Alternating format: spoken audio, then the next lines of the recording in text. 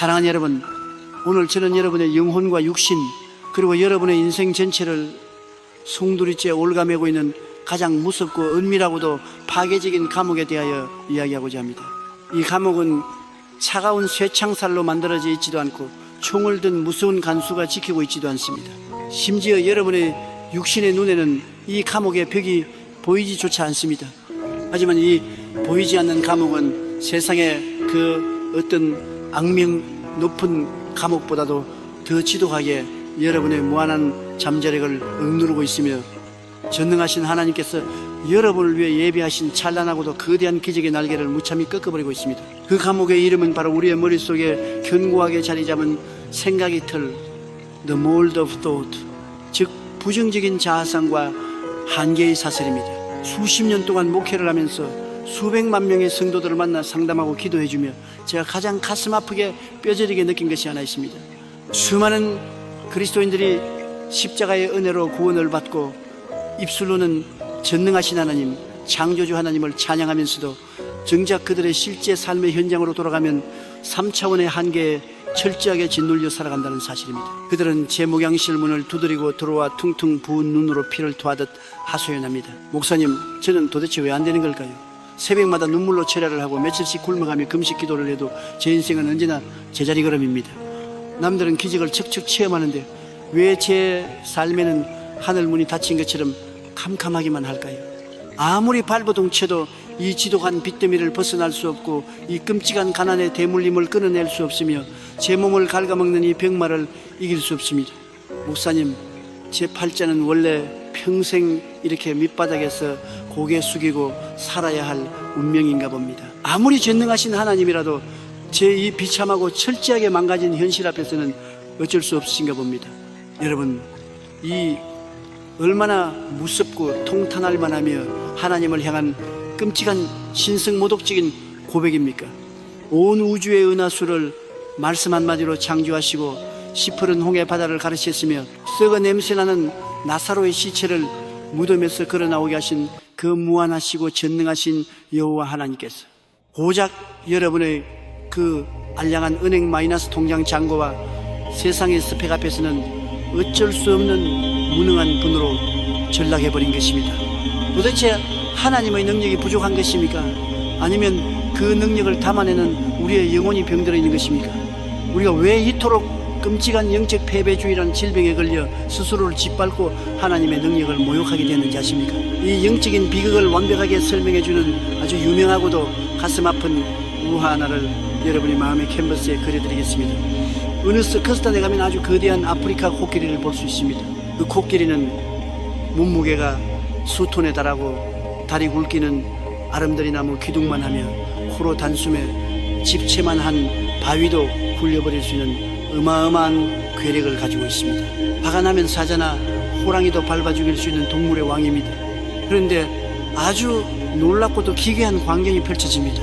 그 무시무시한 괴력을 가진 거대한 코끼리가 서커스 천막 한구석에 있는 아주 낡고 썩은 작은 나무 말뚝에 새끼손가락 굵기만한 얇은 밧줄로 묶여있는 것입니다.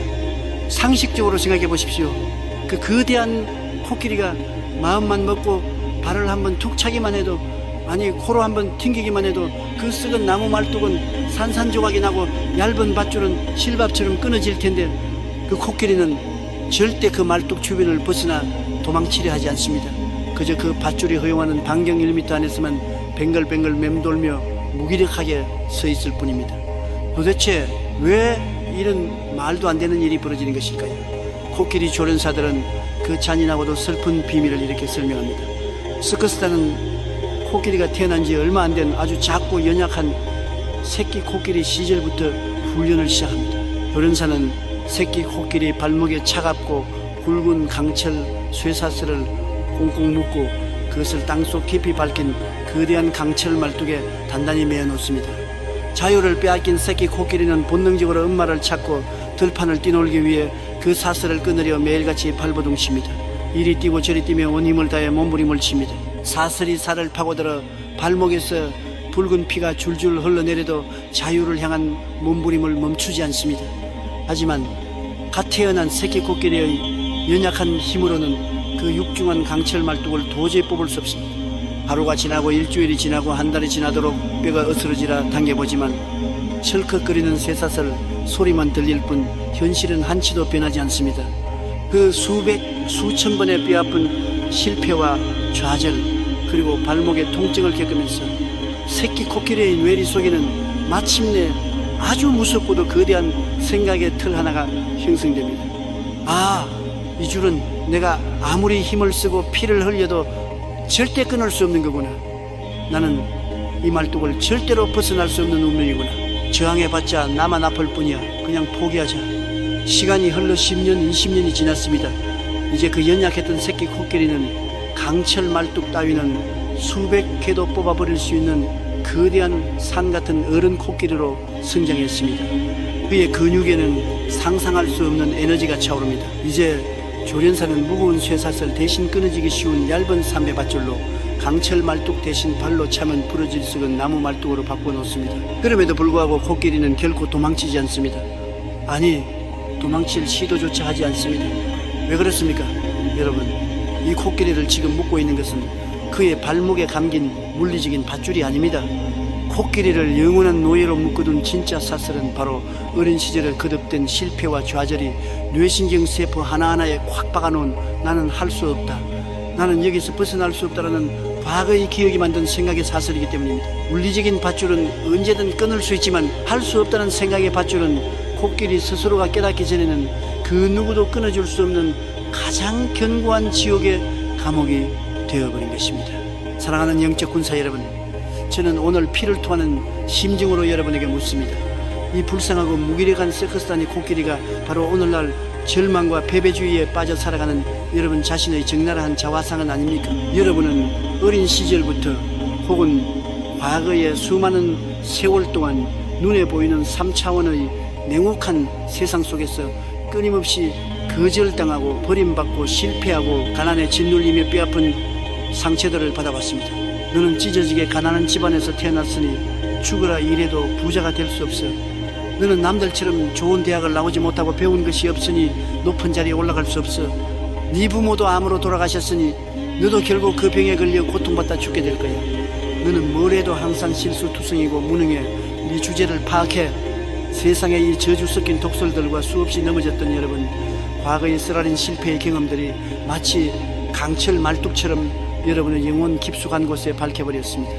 그리고 그 패배의 경험들은 여러분의 잠재의식 속에 나는 안 돼, 나는 원래 이런 팔자야, 흑수저는 금수저를 이길 수 없어, 병은 운명이야 라는 무서운 쇠사슬을 만들어 여러분의 발목을 칭칭 감아버렸습니다. 그리고 세월이 흘러 여러분은 위대한 하나님의 성전에 발을 들여놓았습니다. 나사렛 예수 그리스도의 보혈을 믿고 구원을 받았습니다. 온 우주를 창조하신 성령님을 여러분의 심장 속에 모셔드렸습니다. 이제 여러분은 3차원의 세상을 단숨에 짓밟고 일어설 수 있는, 세상을 이기는 거대한 영적인 코끼리로 다시 태어난 것입니다. 여러분 안에는 지금 우주를 폭발시킬 수 있는 4차원의 거룩한 성령의 에너지가 용암처럼 펄펄 끓고 있습니다. 그런데 이 얼마나 기가 막힌 노릇입니까? 여러분은 여전히 성경책을 옆에 끼고 성령님을 모시고 있으면서도 과거의 상처와 세상의 잣대라는 썩은 나무 말뚝에 스스로의 영혼을 묶어둔 채 나는 안 돼, 내 능력으로는 어림도 없어, 기적은 특별하고 믿음 좋은 목사님들이나 장로님들에게나 일어나는 거야, 나 같은 먼지 같은 존재에게 무슨 기적이 일어나겠어 라며 예배당 구석에서 한숨만 푹푹 쉬고 있는 것입니다. 여러분, 이것은 단순한 겸손이 아닙니다. 이것은 단순한 마음의 병이 아닙니다. 내가 나 자신을 한계 지을 때 무섭게도 우리는 우리 안에 계신 하나님까지도 그 한계 속에 가두어버리는 영적인 대역죄를 짓게 됩니다. 구약성경 시편 78편 41절에는 하나님의 가슴을 갈기갈기 찢어놓고 그분의 권능을 모욕했던 이스라엘 백성들의 무서운 죄악이 천둥소리처럼 기록되어 있습니다. 그리시 하느님을 고케는 하나 이스라 예스라이 고고하심 이르체 하나 하토다. They turned back and tempted God and limited the Holy One of Israel. 여러분, 이 말씀을 읽을 때 영혼의 전율을 느끼셔야 합니다. 피조물에 불과한 호흡이 끊어지면 흙으로 돌아갈 먼지 같은 인간이 어떻게 우주의 창조주이신 거룩하고 무한하신 하나님을 제한, 리미팅 할 수 있단 말입니까? 어떻게 인간이 하나님의 능력을 막아설 수 있단 말입니까? 하나님의 능력이 유한해서 제한받으신 것이 아닙니다. 이스라엘 백성들은 자신들의 두 눈으로 하나님께서 애굽에 10가지 재앙을 내리시고 홍해를 육지처럼 가르시며 반석을 쳐서 강물 같은 생수를 내시는 그 어마어마한 우주적 권능을 똑똑히 목격했습니다. 그런데 그들이 광야에서 고기가 먹고 싶어지자 어떻게 말했는지 아십니까? 시편 78편 19절과 20절은 그들의 기막힌 반응을 폭로합니다. 그들이 하나님을 대적하여 말하기를 하나님이 광야에서 식탁을 베푸실 수 있으랴. 보라, 그가 반석을 쳐서 물을 내시니 시내가 넘쳤으나 그가 능히 떡도 주시며 자기 백성을 위하여 고기도 예비하시려 하였도다. 보십시오. 그들은 하나님의 능력을 자신들의 얄팍하고 이성적인 생각의 틀 속에 구겨 넣어버렸습니다.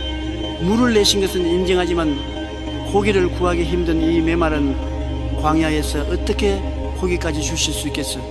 아무리 하나님이라도 그건 불가능할 거야 라며 창조주 하나님의 능력을 자신들의 상식과 경험이 잣대로 난도질해버린 것입니다. 그들이 하나님을 자신들의 조그만 생각의 상자 속에 가두어 버렸을 때 무한하신 하나님은 더 이상 그들을 위해 일하실 수 없었습니다. 하나님은 철저하게 인격적인 분이시기에 우리가 믿음으로 허용하는 딱 그 공간 안에서만 역사하시기 때문입니다. 하나님은 태평양 바다보다 더 광활하고 우주보다 더 크신 분입니다. 그분은 지금 여러분에게 무한한 축복의 나이아가라 폭포수를 쏟아붓고 싶어 안달이나 계십니다. 하지만 여러분이 마음속에 간장 종지 하나를 가져다 놓고 하나님, 저에게는 딱 이 종지에 찰만큼만 은혜를 부어주세요. 저는 비단 지고 밥만 먹고 살면 됩니다. 제 주제에 부자가 되거나 세상을 변화시키는 기적은 무리입니다라고 생각한다면 전능하신 하나님도 여러분의 그 간장 종지만한 생각의 틀을 억지로 깨부수고 태평양의 물을 부어주실 수는 없습니다. 종지의 크기를 결정하는 것은 하나님이 아니라 바로 여러분 자신이기 때문입니다. 하나님은 항상 우리의 생각의 그릇의 크기를 측량하십니다. 우리가 입술을 벌리고 마음의 지경을 넓혀서 주님, 나에게 이 세상을 다스릴 수 있는 우주만 한 그릇을 주옵소서 라고 생각의 틀을 깨버릴 때 하나님은 비로소 내 자녀가 드디어 나를 무한하신 하나님으로 대접하는구나 라며 기뻐 춤추시며 하늘의 보화 창고를 완전히 개방하시는 것입니다. 사랑하는 동역자 여러분, 오늘 이 시간 냉정하고도 철저하게 여러분의 마음속 영적 상태를 해부해 보십시오. 지금 여러분의 영혼은 어떤 썩은 나무말뚝에 매여 있습니까? 마이너스 통장의 잔고가 여러분의 하나님입니까? 배운 것이 없다는 학력의 열등감이 여러분의 한계입니까? 나이가 너무 많아 늙었다는 패배주의가 여러분의 족쇄입니까?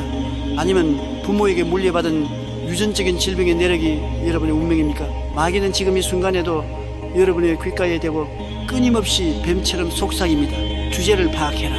송충이는 소리불 먹고 살아야지. 네가 무슨 기적을 바래? 기도는 무슨 놈의 기도야?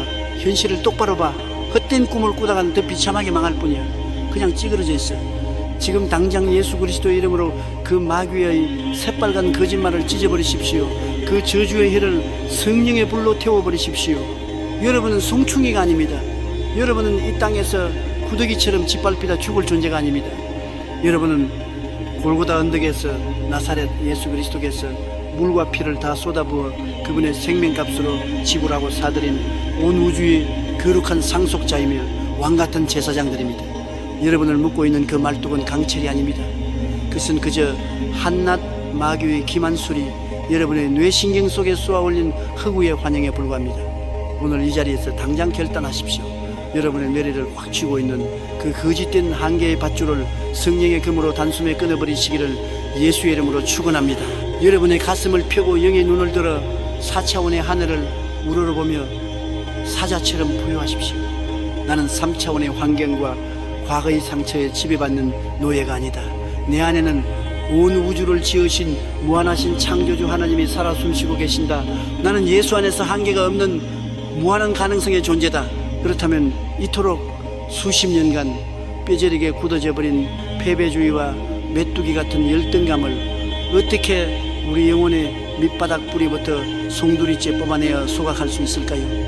도대체 어떻게 해야 우리의 영적 수용력, 스피리추얼 캐패시티를 무한대로 확장시켜 하나님이 예비하신 그 거대한 기적의 폭포수를 남김없이 담아낼 수 있을까요? 이어지는 제장에서는 우리의 생각을 가두는 가장 무서운 영적 질병인 메뚜기 콤플렉스의 실체를 해부하고 그 병을 완전히 박살낸 뒤 거인들을 밥으로 삼아 씹어먹었던 여호수아와 갈렙의 위대한 영적 도약의 비밀을 파헤쳐 보겠습니다. 여러분의 영혼의 감옥 문이 굉음을 내며 열리고 무한한 4차원의 영광 속으로 빨려 들어갈 준비를 하십시오. 기적은 이미 시작되었습니다. 할렐루야. 사랑하는 여러분, 제1장의 시간을 통해 우리는 무한하신 창조주 하나님을 가두어버리는 세상에서 가장 끔찍하고도 견고한 감옥이 바로 우리 자신의 생각의 틀이라는 것을 뼈저리게 깨달았습니다. 스커스탄의 코끼리처럼 과거의 상처와 현실의 한계라는 조그만 썩은 나무말뚝에 묶여 스스로 비상의 날개를 꺾어버린 채 한숨 쉬며 살아가는 우리의 적나라하고도 비참한 영적 현주소를 직시했습니다. 이제 우리는 이 썩어빠진 말뚝을 우리 영혼의 밑바닥에서부터 완전히 뽑아내고 옹졸했던 우리의 영적 수용력 스피리추얼 카파시티를 무한대로 확장하는 치열한 영적 수술실로 들어가야 합니다. 이를 위해 저는 오늘 성경의 역사 속에서 인간의 생각의 틀이 한 민족 전체의 운명을 어떻게 완벽하게 파멸시켰는지, 그리고 정반대로 그 생각의 틀을 박살낸 두 사람이 어떻게 상상을 초월하는 기적의 역사를 창조했는지를 보여주는 가장 소름 끼치고도 위대한 사건 하나를 여러분의 눈앞에 펼쳐 보이겠습니다.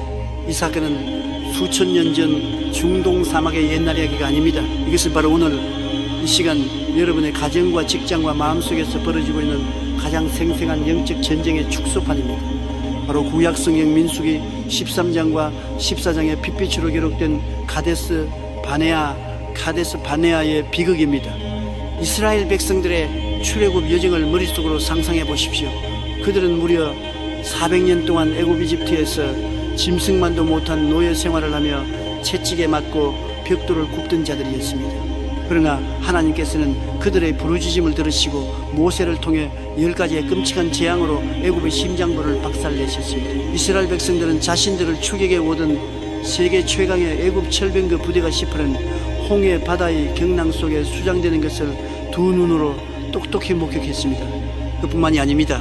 그들은 메마른 광야에서 반석이 갈라져 폭포수 같은 생수가 터져나오는 기적을 마셨고 매일 아침 하늘에서 눈송이처럼 내려오는 만나를 주워 먹었으며 살인적인 광야의 태양과 살을 이는 밤의 추위를 막아주는 구름 기둥과 불 기둥이 보호 아래 행진했습니다. 그들은 하나님의 살아계심과 그 무한하신 능력을 이론이 아니라 온몸이 세포로 체험한 기적의 백성들이었습니다. 그리고 마침내 그 기나긴 행진 끝에 그들 앞에는 하나님께서 조상 아브라함 때부터 맹세하시고 이미 너희에게 주었다 라고 선포하신 약속의 땅 젖과 꿀이 흐르는 가나안의 장엄한 국경선이 펼쳐져 있었습니다. 모세는 가나안 땅의 실태를 파악하기 위해 12지파에서 가장 뛰어나고 용맹한 지휘관 12명을 뽑아 정탐꾼으로 보냈습니다. 40일 동안 그들은 가나안 땅 구석구석을 샅샅이 뒤졌습니다. 그리고 40일 후 그들이 이스라엘 진영으로 돌아와온 회중 앞에서 보고를 시작합니다. 12명 모두가 똑같은 3차원의 현실, 똑같은 땅을 밟고 똑같은 사람들을 보았습니다. 그 땅은 과연 하나님이 말씀하신 대로 젖과 꿀이 흐르는 기름진 땅이었습니다. 그들이 에스골 골짜기에서 베어온 포도송이는 너무나도 크고 무거워서 장정 두 사람이 긴 막대기에 꿰어 어깨에 메고 와야 할 정도였습니다. 하지만 그 축복의 땅에는 치명적인 위협이 도사리고 있었습니다. 그곳에는 하늘을 찌를 듯한 견고한 성벽이 있었고 무엇보다 그 성 안에는 골리앗의 조상격인 무시무시한 그인족 아낙 자손 아나킴들이 철병거를 쥐고 그 땅을 지키고 있었습니다. 보호를 듣기 위해 모여든 수백만 명의 이스라엘 백성들은 숨을 죽였습니다. 그런데 이때 12명의 정탐꾼 중 무려 10명의 지휘관들이 이스라엘 온 회중이 가슴에 절망의 비수를 꽂는 아주 끔찍하고도 치명적인 보고를 쏟아내기 시작합니다. 우리가 두루다니며 정탐한 땅은 그 거주민을 삼키는 땅이요, 거기서 본 모든 백성은 신장이 장대한 자들이며 거기서 네피림 후손인 아낙 자손의 거인들을 보았나니 우리는 스스로 보기에도 메뚜기 같으니 그들이 보기에도 그와 같았을 것이니라. 민수기 13, 32, 33. 여러분 제발 이 구절을 수십 번 수백 번 뼛속 깊이 새기며 묵상해 보십시오. 이 얼마나 통탄할 노릇이며 피가 거꾸로 솟는 기막힌 고백입니까? 그들은 가나안 땅의 거대한 성벽과 거인들을 보고 두려움에 완전히 압도된 나머지 창조주 하나님의 위대한 군대인 자신들을 향해 한낱 곤충인 메뚜기라고 불러버렸습니다. 하나님이 애굽의 바로 왕을 굴복시키고 홍해를 갈라서 구원해낸 그 존귀한 하나님의 자녀들이 스스로를 발로 밟으면 툭 터져 죽어버리는 더러운 벌레로 전락시켜버린 것입니다. 저는 목회와 심리학을 접목하여 이것을 영적인 용어로 메뚜기 콤플렉스, 그라스하퍼 콤플렉스라고 명명합니다. 이 메뚜기 콤플렉스에 걸린 사람의 가장 무섭고도 비극적인 특징이 무엇인지 아십니까? 적들이 나를 공격하고 얕보기 전에 내가 먼저 내 생각의 틀 속에서 스스로를 얕보고 짓밟아 버린다는 사실입니다. 성경의 기록을 아주 정확히 보십시오. 가나안의 거인들이 이스라엘 백성들을 향해 야, 이벌레 같은 놈들아, 너희들은 메뚜기다 라고 손가락질하며 조롱한 적이 단 한 번도 없습니다. 그들은 싸워보지도 않았습니다. 거인들은 이스라엘의 존재조차 제대로 몰랐을 수 있습니다. 그런데 신명의 정탐꾼들은 3차원의 거대한 장벽 앞에서 질의 겁을 먹고 우리가 스스로 보기에도 우리는 메뚜기다, 그러니 저 거인들이 보기에도 우리는 분명 메뚜기일 것이다 라며 스스로 자신의 정체성에 사형선고를 내려버린 것입니다. 스스로를 곤충으로 여기는 자는 결국 곤충처럼 남의 발밑에 짓밟혀 죽게 됩니다. 이것은 영계의 절대 법칙입니다. 이 신명의 정탐꾼들의 입에서 흘러나온 그 썩어빠진 생각의 틀, 이 지독한 부정적인 전염병은 흑사병보다도 훨씬 더 빠른 속도로 이스라엘 온 진영을 덮쳐버렸습니다. 그날 밤 수백만 명의 백성들은 땅을 치고 옷을 찢으며 밤새도록 통곡했습니다. 그들은 모세와 아론을 향해 돌을 던지려 하며 하나님을 향해 삿대질을 해댔습니다. 우리가 애굽 땅에서 죽었거나 이 광야에서 죽었으면 좋았을 것을 어찌하여 여호와가 우리를 그 땅으로 인도하여 칼에 쓰러지게 하려 하는가? 우리 처자가 사로잡히리니 차라리 애굽으로 돌아가는 것이 낫지 아니하랴. 민수기 14:23. 이들은 가나안 땅의 거인들의 칼에 찔려 죽은 것이 아닙니다. 그들은 자신들의 입술에서 쏟아낸 부정적인 생각의 칼에 스스로 찔려 자살하고 만 것입니다. 하나님은 적과 꿀을 산더미처럼 예비해 놓으셨지만 이스라엘 백성들의 생각에 그래도 너무나도 옹졸하고 썩어 문드러져서 그 거대한 축복을 도저히 담아낼 수가 없었습니다. 그 결과가 어떻게 됐습니까? 하나님은 분노하셨고 그들의 끔찍한 입술의 고백대로 역사하셨습니다. 너희 말이 내 귀에 들린 대로 내가 너희에게 행하리라. 결국 불평하고 원망했던 이스라엘의 1세대 20세 이상의 성인 남녀 수십만 명은 약속의 땅 가나안에 단 한 발자국도 들여놓지 못한 채 40년 동안 뜨거운 모래바람에 부는 광야를 미친 듯이 방황하다가 전원시체로 나뒹굴게 되었습니다. 축복이 없어서 망한 것이 아니라 생각의 틀이 깨지지 않아서 망한 것입니다. 하지만 사랑하는 여러분, 그 칠흑 같은 절망의 밤 3차원의 거대한 두려움이 온 백성의 영혼을 시궁창으로 끌고 들어가고 있을 때 이 저주받은 메뚜기 콤플렉스를 갈기갈기 찢어발기며 사자처럼 우렁차게 포효하며 뛰쳐나온 두 명의 위대한 영적 거인이 있었습니다. 바로 눈의 아들 여호수아, 조슈아와 여분네의 아들 갈렙, 케일렙입니다. 이 두 사람도 똑같이 40일 동안 그 가나안 땅을 걸었습니다. 똑같이 구름을 뚫을 듯한 거대한 성벽을 보았고 똑같이 산만한 덩치를 가진 아낙 자손의 거인들을 보았습니다. 똑같이 철병거의 무서운 위력을 목격했습니다. 하지만 원망하는 이스라엘 백성들을 향해 자신의 옷을 찢으며 달려나온 그들의 입에서는 신명의 정탐꾼과는 완전히 차원이 다른 4차원의 위대한 진리가 피를 토하듯 쏟아져 나왔습니다. 우리가 두루 다니며 정탐한 땅은 심히 아름다운 땅이라. 여호와께서 우리를 기뻐하시면 우리를 그 땅으로 인도하여 들으시고 그 땅을 우리에게 주시리라. 이는 과연 젖과 꿀이 흐르는 땅이니라. 다만 여호와를 거역하지는 말라. 또 그 땅 백성을 두려워하지 말라. 그들은 우리의 먹이라.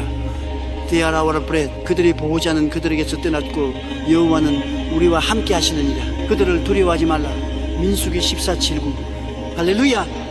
여러분, 이 전율을 뚫고 나오는 온몸의 솜털을 쭈뼛속에 만드는 갈렙의 사자후를 들어보십시오. 심령의 정탐꾼은 거인들을 보고 덜덜 떨며 우리는 발에 발여 죽을 메뚜기다라고 통곡했지만 갈렙은 그 무시무시한 거인들을 바라보며 혀를 내두르고 침을 질질 흘리며 입맛을 다셨습니다.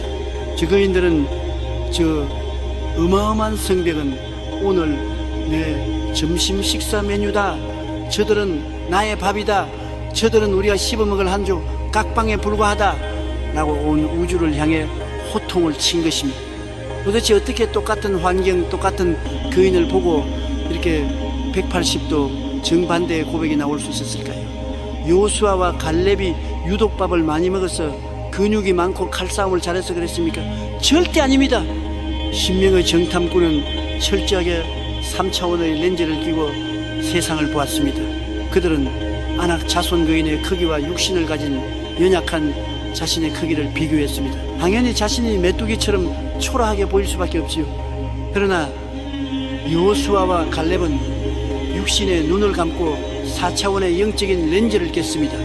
그들은 거인의 크기를 자신들의 등 뒤에 버티고 서 계신 온 우주를 지으시고 애굽을 박살내신 전능하신 하나님의 크기와 비교했습니다. 하나님의 그 무한하신 시선으로 내려다보니 그 까지다낙 자손 거인들은 그저 하나님이 오늘 이스라엘 백성들의 영적 근육을 빵빵하게 키워주기 위해 아주 정성스럽게 차려놓으신 단백질이 풍부하고 먹음직스러운 밥상에 불과했던 것입니다. 왜 하필이면 그들은 거인들을 먹이 브레드라고 표현했을까요? 우리가 밥을 먹으면 어떻게 됩니까? 밥은 소화가 되어 내 뼈가 되고 내 피가 되고 내 근육이 되어 나를 더욱 강하게 만듭니다. 요수아와 갈렙은 이 영적인 원리를 꿰뚫어 보았습니다. 저 거대한 문제들, 저 환난과 핍박이라는 거인들을 우리가 믿음으로 씹어먹고 소화시키면 우리의 영적 근육은 폭발적으로 성장할 것이다. 저들은 나를 죽이러 온 자들이 아니라 나를 강하게 만들기 위해 하나님이 배달시켜 주신 도시락이다. 사랑하는 4차원의 영적 군사 여러분, 저는 오늘 여러분의 영혼을 강하게 흔들어 깨우며 묻습니다. 지금 여러분의 눈앞에 버티고 서 있는 가나안의 거인은 도대체 무엇입니까? 매달 숨통을 조여오는 수억 원에 감당할 수 없는 빚뜸입니까? 의사가 고개를 저으며 내민 말기에 암이라는 절망적인 진단서입니까? 도저히 회복될 기미가 보이지 않는 산산조각 난 부부 관계입니까? 자식들이 빗나간 방황입니까? 아니면 아무리 이력서를 넣어도 도저히 뚫을 수 없는 세상의 거대한 취업의 성벽입니까? 그 거대한 현실의 문제 앞에서 여러분은 지금 밤마다 베개를 눈물로 적시며 이렇게 기도하고 계시지는 않습니까? 하나님, 저는 아무 힘도 없고 백도 없는 불쌍한 메뚜기입니다. 세상의 거인이 저를 발버려 합니다. 저는 이 빚을, 이 질병을 넘을 수 없습니다. 제 인생은 여기서 끝났습니다. 저는 망했습니다. 만약 여러분이 입술로 이렇게 불평하고 있다면 여러분은 지금 하나님의 가슴을 십자가의 못보다 더 날카롭게 찢어놓고 있는 것이며 스스로 광야의 모래밭에 들어갈 자신의 무덤을 열심히 파고 있는 것입니다. 마귀는 여러분이 스스로를 불쌍한 메뚜기라고 부르며 주저앉을 때 지옥의 밑바닥에서 가장 통쾌하게 박장대소합니다. 옳지, 잘한다, 내가 손을 대기도 전에 알아서 짓밟아 죽어주는구나. 오늘 이 시간 나사렛 예수 그리스도의 이름으로 명하노니 여러분의 뇌신경과 영혼세포에 찰그머리처럼 들러붙어 있는 그 끔찍한 메뚜기 콤플렉스를 성령의 활활 타오르는 불로 남김없이 태워버리시기를 바랍니다. 여러분을 짓누르는 그 나약하고 비겁한 생각의 틀을 망치로 산산조각 내십시오. 조그만 간장 종지 같은 사고방식을 발로 차버리고 태평양 바다처럼, 아니 우주 전체를 담아낼 수 있는 거대한 영적인 그릇을 준비하십시오. 태산 같은 빚더미가 여러분의 숨을 막고 짓누르려 합니까?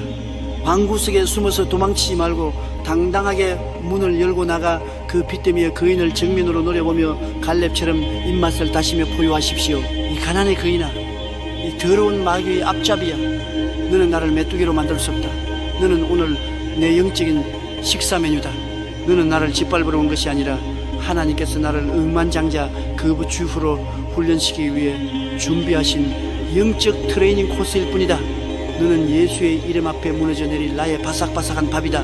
내가 너를 씹어 삼켜버리겠다. 의사의 절망적인 사형 선고가 담긴 진단서가 여러분의 손에 들려 있습니까? 그 종이 쪼가리 앞에서 울지 마십시오. 그 진단서를 갈기갈기 찢어버릴 듯이 거머쥐고 갈렙의 심장으로 하늘을 향해 외치십시오. 이 불치병의 거인아, 너는 내 몸을 지배할 수 없다. 내 몸은 성령의 전이다.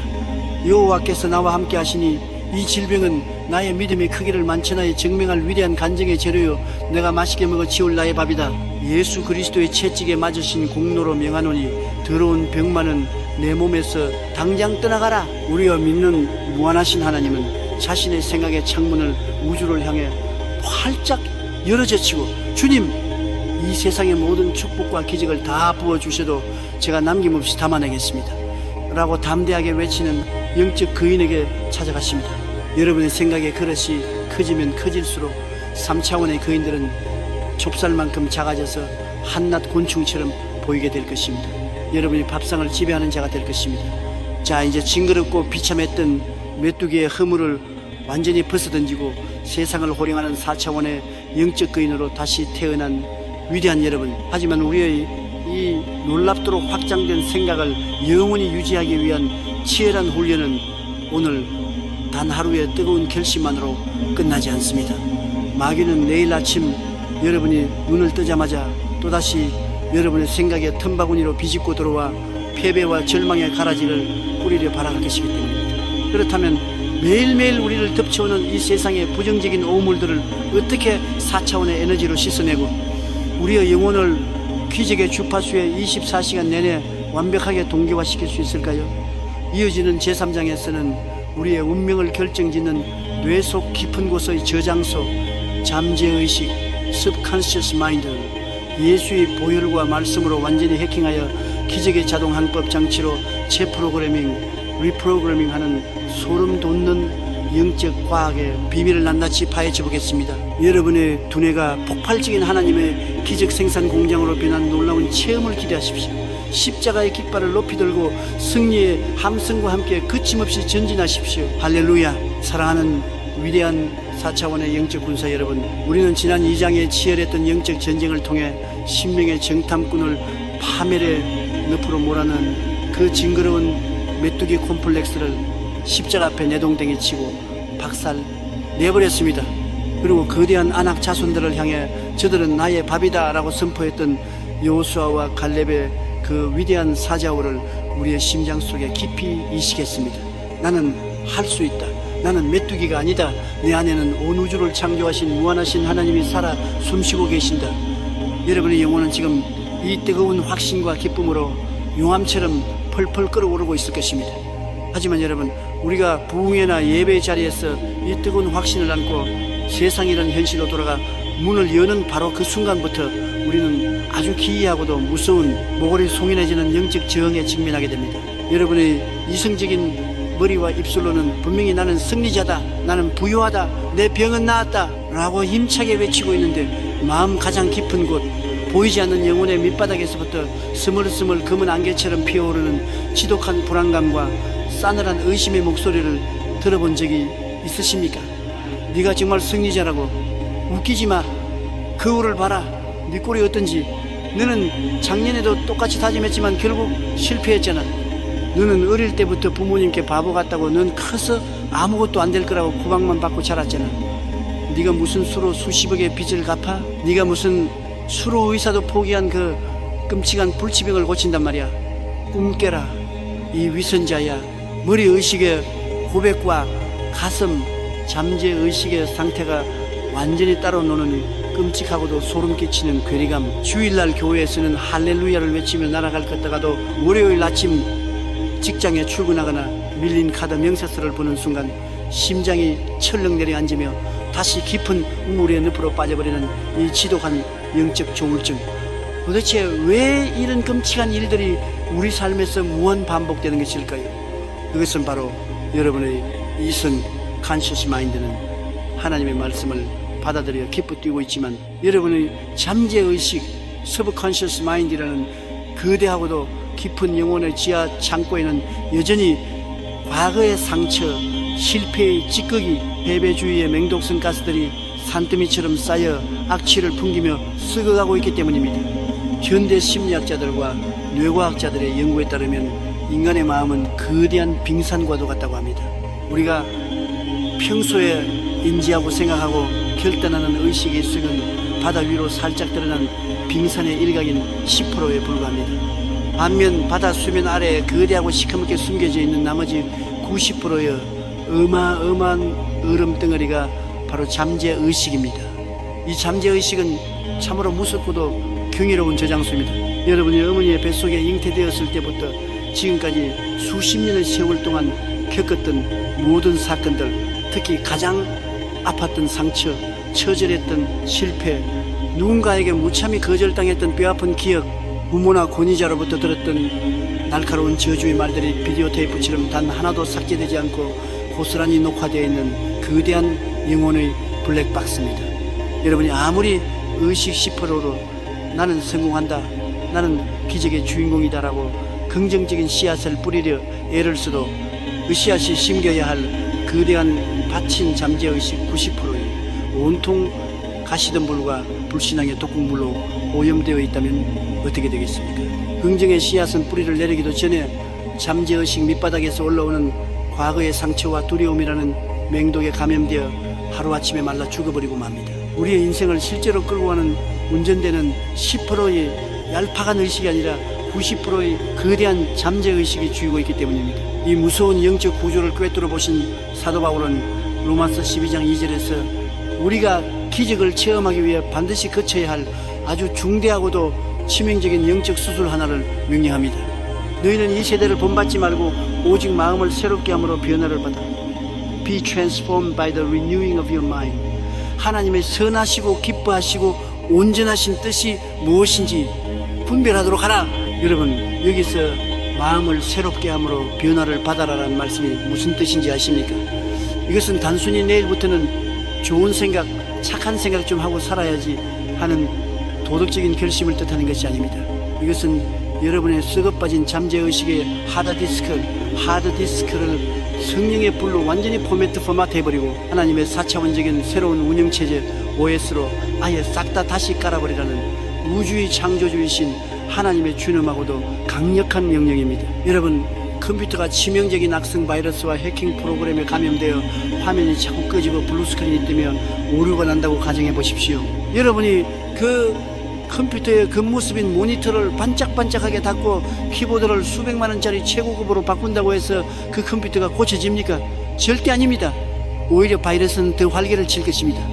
고장난 컴퓨터를 고치는 유일한 방법은 겉을 닦는 것이 아니라 본체를 열고 바이러스가 파먹어 들어간 핵심 하드디스크를 강력한 백신 프로그램으로 완벽하게 밀어버린 후 새로운 윈도우 시스템을 재설치하는 것뿐입니다.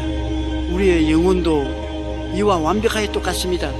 주일날 교회 와서 비싼 옷을 입고 그 모습 모니터를 아름답게 꾸미고 거룩한 척 찬양을 부른다 해도 여러분의 깊은 잠재의식 하드디스크 속에 나는 사랑받을 자격이 없는 버려진 자다, 나는 부모의 빚을 떠안고 평생 가난하게 살다 죽을 팔자다, 우리 집안은 단명하는 집안이니 나도 일찍 죽을 것이다 라는 마귀가 심어놓은 트로이 목마 같은 바이러스가 가득 차 있다면 여러분의 인생은 기도할 때마다 끝없는 오류와 영적 블루스크린만을 띄우게 될 것입니다.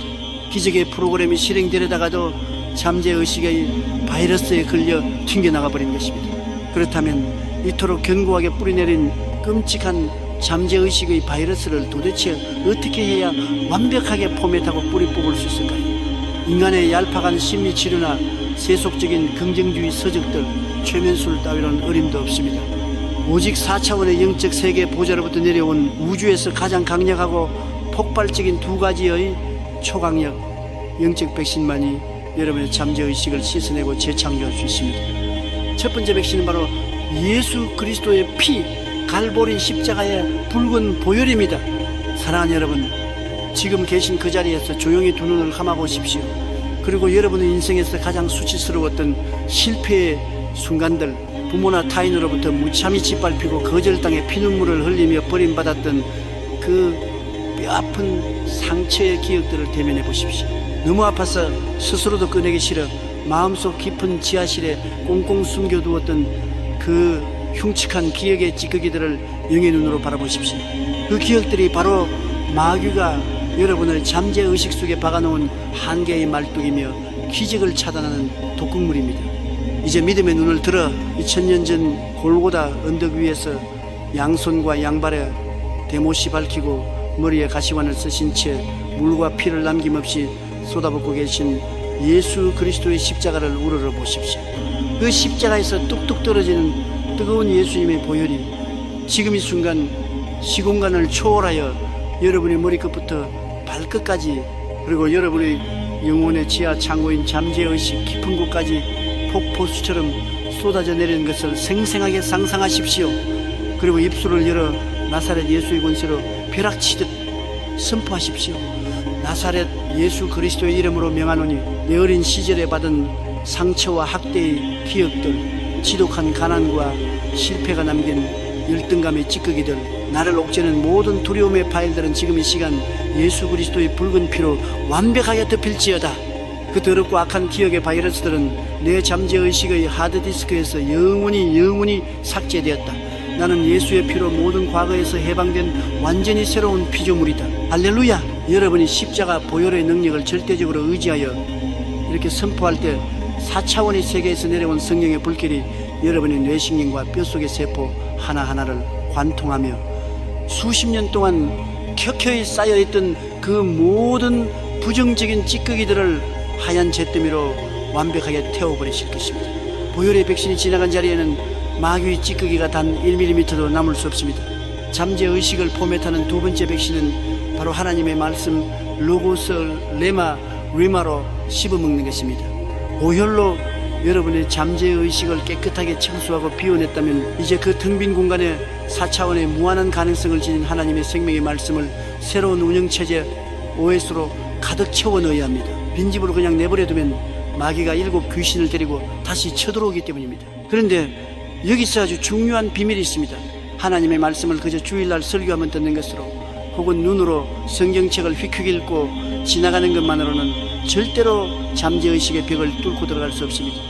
거대한 빙산의 수면 아래로 말씀을 밀어넣기 위해서는 특별한 방법이 필요합니다. 잠재의식은 오직 끝없는 반복과 강렬한 감정의 폭발을 통해서만 프로그래밍되는 아주 독특한 성질을 가지고 있기 때문입니다.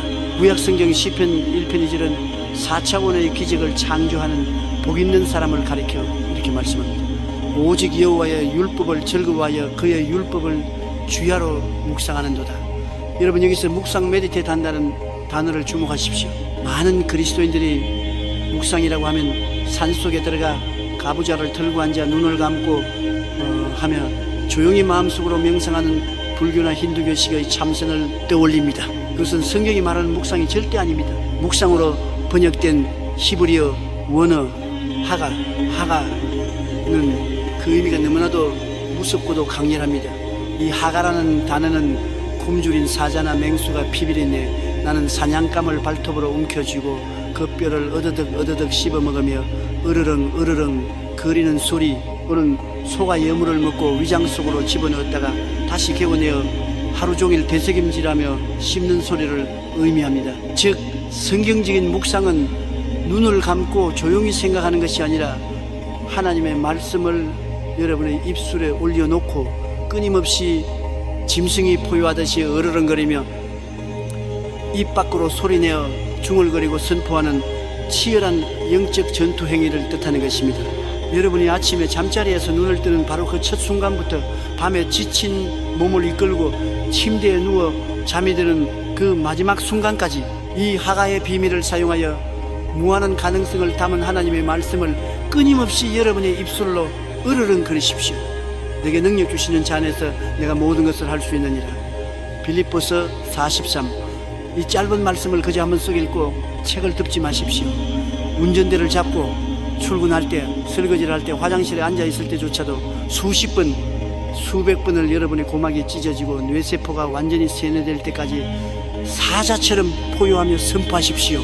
할 수 있거든요. 무슨 말이냐? 믿는 자에게는 능히 하지 못할 일이 없느니라. 마가복음 9:24. 여호와는 나의 목자시니 내게 부족함이 없으리로다. 시편 23일. 그가 채찍에 맞음으로 나는 나음을 받았도다. 이사야 53. 환경이 암울할수록, 현실이 캄캄할수록 더 큰 소리로 하가십시오. 이 생명의 말씀에 폭격이 수일, 수개월 동안 쉬지 않고 여러분의 영혼의 빙산 위로 쏟아져 내릴 때 철옹성 같았던 여러분의 잠재의식은 마침내 두 손을 번쩍 들고 백기를 날리며 항복하게 될 것입니다. 아, 나는 평생 패배자인 줄 알았는데 내 주인이 아침부터 밤까지 온 우주의 창조주 하나님의 말씀으로 나는 할 수 있다, 나는 다 나았다, 나는 부유하다 라고 폭탄을 터뜨리니 나는 승리하는 존재구나, 나는 거인들을 뼈째 씹어먹는 정복자구나. 의식의 고백과 잠재의식의 상태가 하나님의 말씀으로 완벽하게 일치되고 동기화되는 이 영광스럽고도 위대한 순간, 여러분의 생각의 틀은 우주를 품을 만큼 무한대로 확장됩니다. 그때부터는 여러분이 억지로 머리를 쥐어짜내며 기적을 믿으려 애쓰고 용을 쓰지 않아도 됩니다. 성령의 운영체제로 새롭게 포맷된 여러분의 잠재의식 스스로가 24시간 내내 자면서도 4차원의 엄청난 기적과 부여와 건강의 에너지를 강력한 자석처럼 끌어당기는 영적 자동 항법 장치 오토 파일럿으로 미친듯이 작동하게 될 것이기 때문입니다. 사랑하는 기적의 주인공 여러분, 더 이상 마귀가 파놓은 과거의 쓰레기됨이 늪에서 허우적대며 시간을 낭비하지 마십시오. 예수의 피로 잠재의식을 세탁하고 말씀의 검으로 무한한 미래를 조각해내십시오.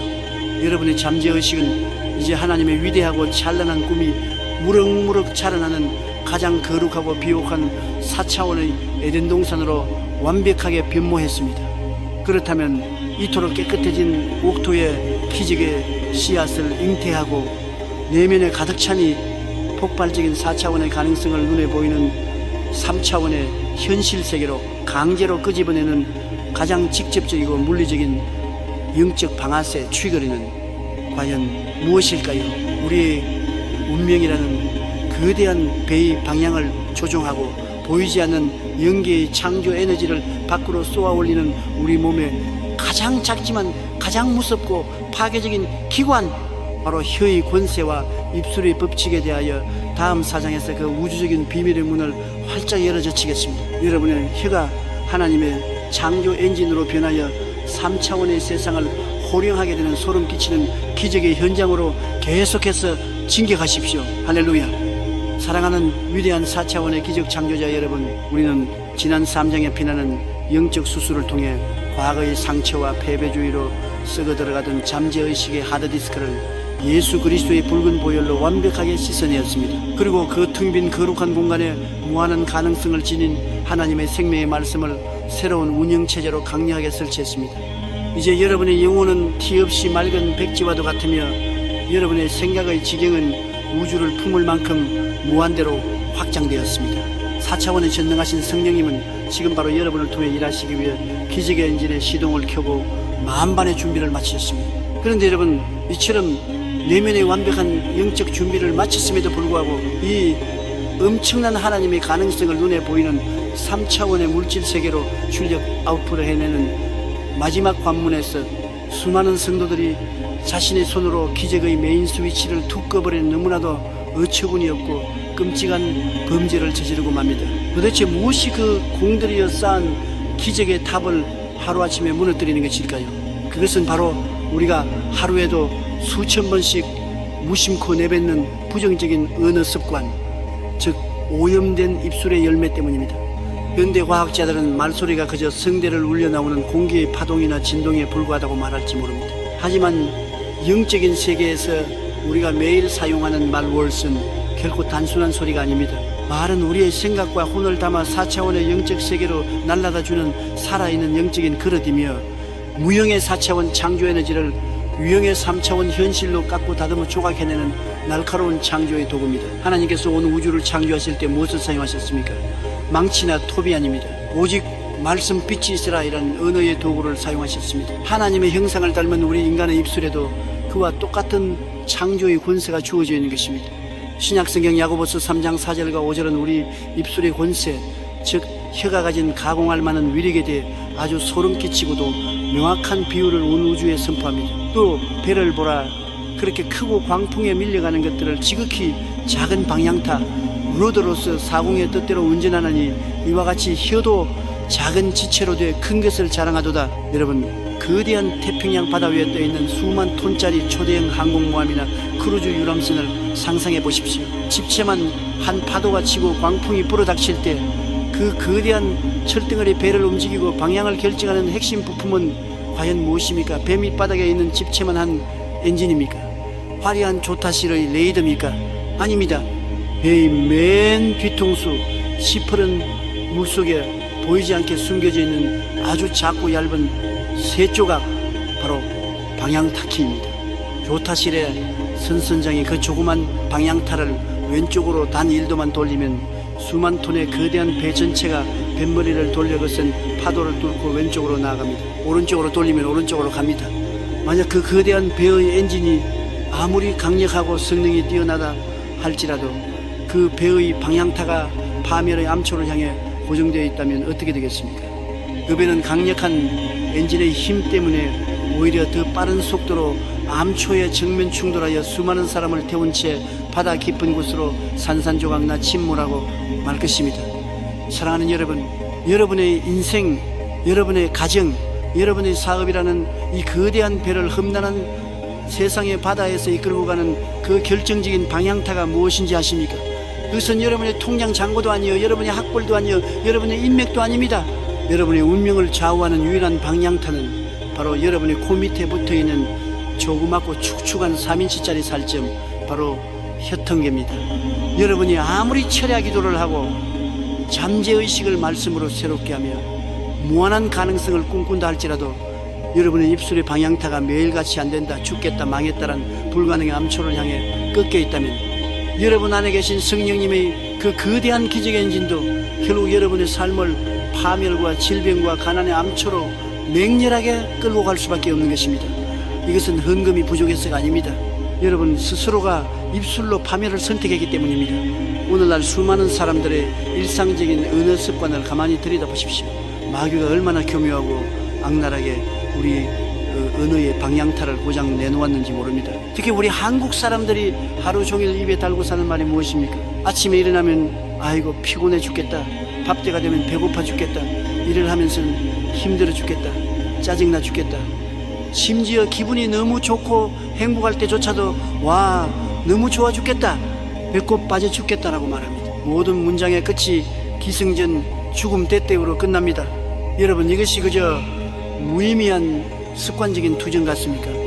여러분이 미치겠다, 못 살겠다, 죽어버리고 싶다 라고 생각 없이 내뱉을 때 영적인 세계와 여러분의 육체 안에서는 소름 끼치는 일들이 벌어집니다. 여러분의 뇌신경과 어느 중추신경은 즉각적으로 온몸의 100쪽의 세포에 비상사태를 선포하며 이렇게 명령을 내립니다. 명령하달, 우리 주인이 지금 죽고 싶단다. 모든 면역세포는 활동을 멈추고 파업을 시작하라. 질병을 향해 문을 열어라. 그뿐만이 아닙니다. 4차원 세계의 공중 혼세를 잡은 악한 마귀와 귀신들은 여러분의 그 썩은 입술의 고백을 듣는 순간 환호성을 지릅니다. 그들은 여러분의 그 부정적인 말을 영적인 법적 근거로 삼아 합법적으로 여러분의 삶에 쳐들어와 가난과 질병과 파괴의 저주를 폭포수처럼 쏟아붓게 되는 것입니다. 구약성경 잠언 18장의 11절은 온 우주의 생사를 가르는 절대적인 헌법을 이렇게 피토하듯 선포합니다. 죽고 사는 것이 혀의 힘에 달렸나니 혀를 쓰기 좋아하는 자는 그 열매를 먹으리라. Death and life are in the power of the tongue. 여러분 이 말씀이 옛날 사람들의 과장된 농담으로 들리십니까? 아닙니다. 이것은 여러분의 목숨줄을 쥐고 있는 피 묻은 진리입니다. 무한한 가능성의 세계로 들어가기 위해, 기적의 주인공이 되기 위해 여러분이 오늘 밤 당장 치러야 할 가장 처절하고 피 터지는 전투는 바로 여러분의 영혼의 사전에서 불가능, 절망, 죽음이라는 단어를 완전히 도려내는 입술의 혁명입니다. 이제 여러분의 입술을 무한하신 하나님의 스케일에 맞게 완전히 튜닝하십시오. 4차원의 영성을 소유한 자, 성령의 인침을 받은 자의 입술에는 결코 나는 할 수 없다, 상황이 너무 힘들다, 이제 포기해야겠다라는 3차원의 쓰레기 같은 패배의 단어가 1mm도 존재해서는 안 됩니다. 세상 환경이 아무리 여러분의 목을 옥죄어도, 지갑에 단돈만은 한 장 남아있지 않아도, 빚쟁이들이 대문을 두드려도, 몸은 병들어 중환자실 침상에 누워 산소호흡기를 꽂고 있을지라도 여러분의 입술의 방향타는 반드시 기필코 무조건 생명과 기적과 승리의 항구를 향해 꺾여 있어야만 합니다. 사업의 부도 위기 앞에서 벼랑 끝에 서 있습니까? 두려움에 사시나무 떨듯 떨며 입술을 열지 마십시오. 오히려 피가 나도록 입술을 깨물고 방향타를 억지로 돌리십시오. 아이고 우리 회사는 이제 끝났다, 망했다라고 통곡하지 말고 텅 빈 사무실 한가운데 서서 이렇게 사자후를 토하십시오. 할렐루야. 인간의 끝은 하나님의 위대한 시작이다. 이 경제적 위기는 하나님께서 내 사업의 지경을 100배 1000배로 넓히시려는 위대한 변장된 축복이다. 나사렛 예수의 이름으로 명하노니 가나안의 귀신은 떠나가고 하늘의 창고는 열릴지어다. 나는 반드시 겁으로 일어선다. 여러분의 뱃속으로 낳은 사랑하는 자녀가 엇나가고 가정이 산산조각 날 위기에 처해 있습니까? 남편과 아내를 향해 삿대질하며 저 왼수 때문에 내가 못 살아, 내 인생은 내 때문에 망했어라고 저주의 독화살을 쏘지 마십시오. 그 화살은 결국 여러분의 심장에 꽂힙니다. 무릎을 꿇고 눈물을 삼키며 방향타를 기적을 향해 돌리십시오. 우리 가정은 십자가 예수의 피로 완벽하게 덮였다. 내 남편은 변화되어 하나님의 거룩한 영적 제사장이 될 것이다. 내 엇나간 자녀는 하나님이 마지막 시대에 크게 쓰실 위대한 도구로 훈련받는 중이다. 나는 지금 육신의 눈으로는 보이지 않으나 성령 안에서 우리 가정이 완벽하게 회복되고 축복받은 것을 확실히 믿고 선포한다. 제가 서대문에서 세계 최대의 교회를 처음 개척할 당시의 일입니다. 저는 지독한 폐결핵 말기 환자였고 약 살 돈조차 없는 찢어지게 가난한 천막교회의 비쩍 마른 전도사에 불과했습니다. 기침을 할 때마다 시뻘건 핏덩어리가 쏟아져 나왔습니다. 어느 날 우연히 저를 본 동네 사람들과 신학교 동기들이 저에게 꿈이 뭐냐고 비웃으며 물었습니다. 그때 저는 앙상하게 뼈만 남은 갈비뼈를 움켜쥐고 입가에 흐르는 피를 닦아내며 하늘을 향해 이렇게 미친 듯이 외쳤습니다. 나는 세계에서 제일 큰 교회를 세울 것입니다. 나는 완벽하게 건강해져서 전 세계를 누비며 수천만 명에게 복음을 전하는 하나님의 위대한 종이 될 것입니다. 사람들은 저를 보고 미쳤다고 손가락질했습니다. 죽어가는 폐병쟁이여 허황된 헛소리라고 조롱하며 침을 뱉었습니다. 그러나 여러분, 저는 사람들의 비웃음과 차가운 현실의 고통 앞에서도 결코 제 입술의 방향타를 빼앗기지 않았습니다. 저는 3차원의 절망적인 현실, 죽음의 냄새가 진동하는 그 천막 속에서 홀로 4차원의 생명과 무한한 가능성의 언어만을 미친 사람처럼 뱉어냈습니다. 그리고 수십 년이 지난 지금 어떻게 되었습니까? 그 핏기 없는 입술로 토해내며 선포했던 그 무한의 언어는 단 한 글자도 땅에 떨어지지 않고 3차원의 현실 속에서 완벽하고도 거대하게 창조되었습니다. 죽어가던 폐병쟁이는 전 세계를 누비는 봉사가 되었고 찢어진 천막은 100만 성도가 모이는 세계 최대의 교회로 역사 속에 우뚝 섰습니다. 할렐루야. 사랑하는 여러분, 하나님은 결코 그 어떤 환경 앞에서도 제한받지 않으십니다. 그동안 여러분 스스로가 여러분의 부정적인 입술로 하나님을 제한하고 기적의 문을 닫아버리고 있었을 뿐입니다. 이제 우리의 입술을 제단 숯불로 정결케 하고 여러분의 인생을 송두리째 바꿀 무한한 창조의 거대한 엔진 스위치를 켤 시간입니다. 제가 지금부터 기적의 언어를 선창할 테니 여러분이 계신 그 방에서, 그 지하철 안에서, 그 사무실에서 체면을 다 집어던지고 여러분의 뱃속 가장 깊은 곳, 영혼의 밑바닥에서부터 끌어올린 가장 큰 목소리로 뼈가 부서질 듯한 간절함을 담아 이 무한의 언어를 따라 외치십시오. 여러분을 짓누르던 3차원의 환경이 쩌렁쩌렁 울리도록, 틈을 노리던 마귀의 심장이 멎어버리도록 담대하게 선포하십시오. 음성톤을 폭발적으로 높여서 사자후를 토하듯이 강력하게, 나는 나사렛 예수 그리스도 안에서 완전히 새로운 피조물이다. 내 사전에는 불가능이란 단어는 없다. 나를 묶고 있는 3차원의 모든 가난과 질병과 한계는 예수의 이름으로 산산조각 났다. 나는 영혼이 잘된 같이 범사에 잘되고 강건한 자다. 나는 축복을 나누어주는 거부치프다. 나는 머리가 되고 결코 꼬리가 되지 않는다. 내게 능력 주시는 자 안에서 나는 모든 것을 능히 할 수 있느니라. 아멘, 아멘, 할렐루야. 위대한 영적 군사 여러분, 여러분이 눈물을 흘리며 방금 토해낸 그 폭발적인 창조의 언어들이 지금 이 순간 4차원의 연계를 거대하게 진동시키고 있습니다. 여러분의 삶에 굳게 닫혀 녹슬어 있던 기적의 무쇠문들을 완전히 박살내고 활짝 열어젖혔음을 확실히 믿고 찬양하시길 바랍니다. 여러분의 혀는 이제 죽음을 부르는 흉기가 아닙니다. 여러분의 입술은 생명을 창조하고 무에서 유를 낳는 하나님의 거룩한 요술 지팡이요 기적의 방향타가 되었습니다. 하지만 여러분, 이 엄청난 4차원의 에너지를 오늘 하루 일회성의 외침으로 끝내지 않고 평생토록 화산처럼 끓어오르게 만드는 궁극의 영적 호흡법이자 비밀 병기가 하나 더 남아 있습니다. 우리의 유한한 이성과 지식의 한계를 단숨에 뛰어넘어 무한하신 성령님의 언어로 4차원의 보좌와 직접 다이렉트로 소통하는 우주적인 통신망, 다음 5장에서는 마귀가 도저히 해석할 수 없는 하늘의 암호, 방언기도의 폭발력과 영적 통신망의 비밀에 대해 그 아주 깊고도 신비로운 시면으로 여러분을 안내하겠습니다. 기적은 이제 시작에 불과합니다. 영광을 향해 거침없이 전진하십시오. 할렐루야. 사랑하는 4차원의 영적 거인 여러분, 우리는 지난 4장의 시간들을 통해 우리의 입술을 기적의 방향타로 바꾸고 무한한 창조의 언어를 우주를 향해 발사했습니다. 여러분의 영혼은 이제 3차원의 한계를 뚫고 비상할 모든 준비를 마쳤습니다. 하지만 여러분, 우리가 무한한 가능성의 세계로 나아가려 할 때 마지막으로 마주하게 되는 아주 지독하고 끈질긴 장벽이 하나 남아 있습니다. 그것은 바로 우리의 얄팍한 지식과 이성의 한계입니다. 우리가 아무리 구체적으로 기도하려 해도 우리의 머리 의식은 우리가 아는 지식 안에서만 생각할 수 있습니다. 우리가 겪어보지 못한 축복, 우리가 상상조차 할 수 없는 거대한 하나님의 계획은 우리의 논리적인 언어로는 도저히 다 담아낼 수가 없습니다.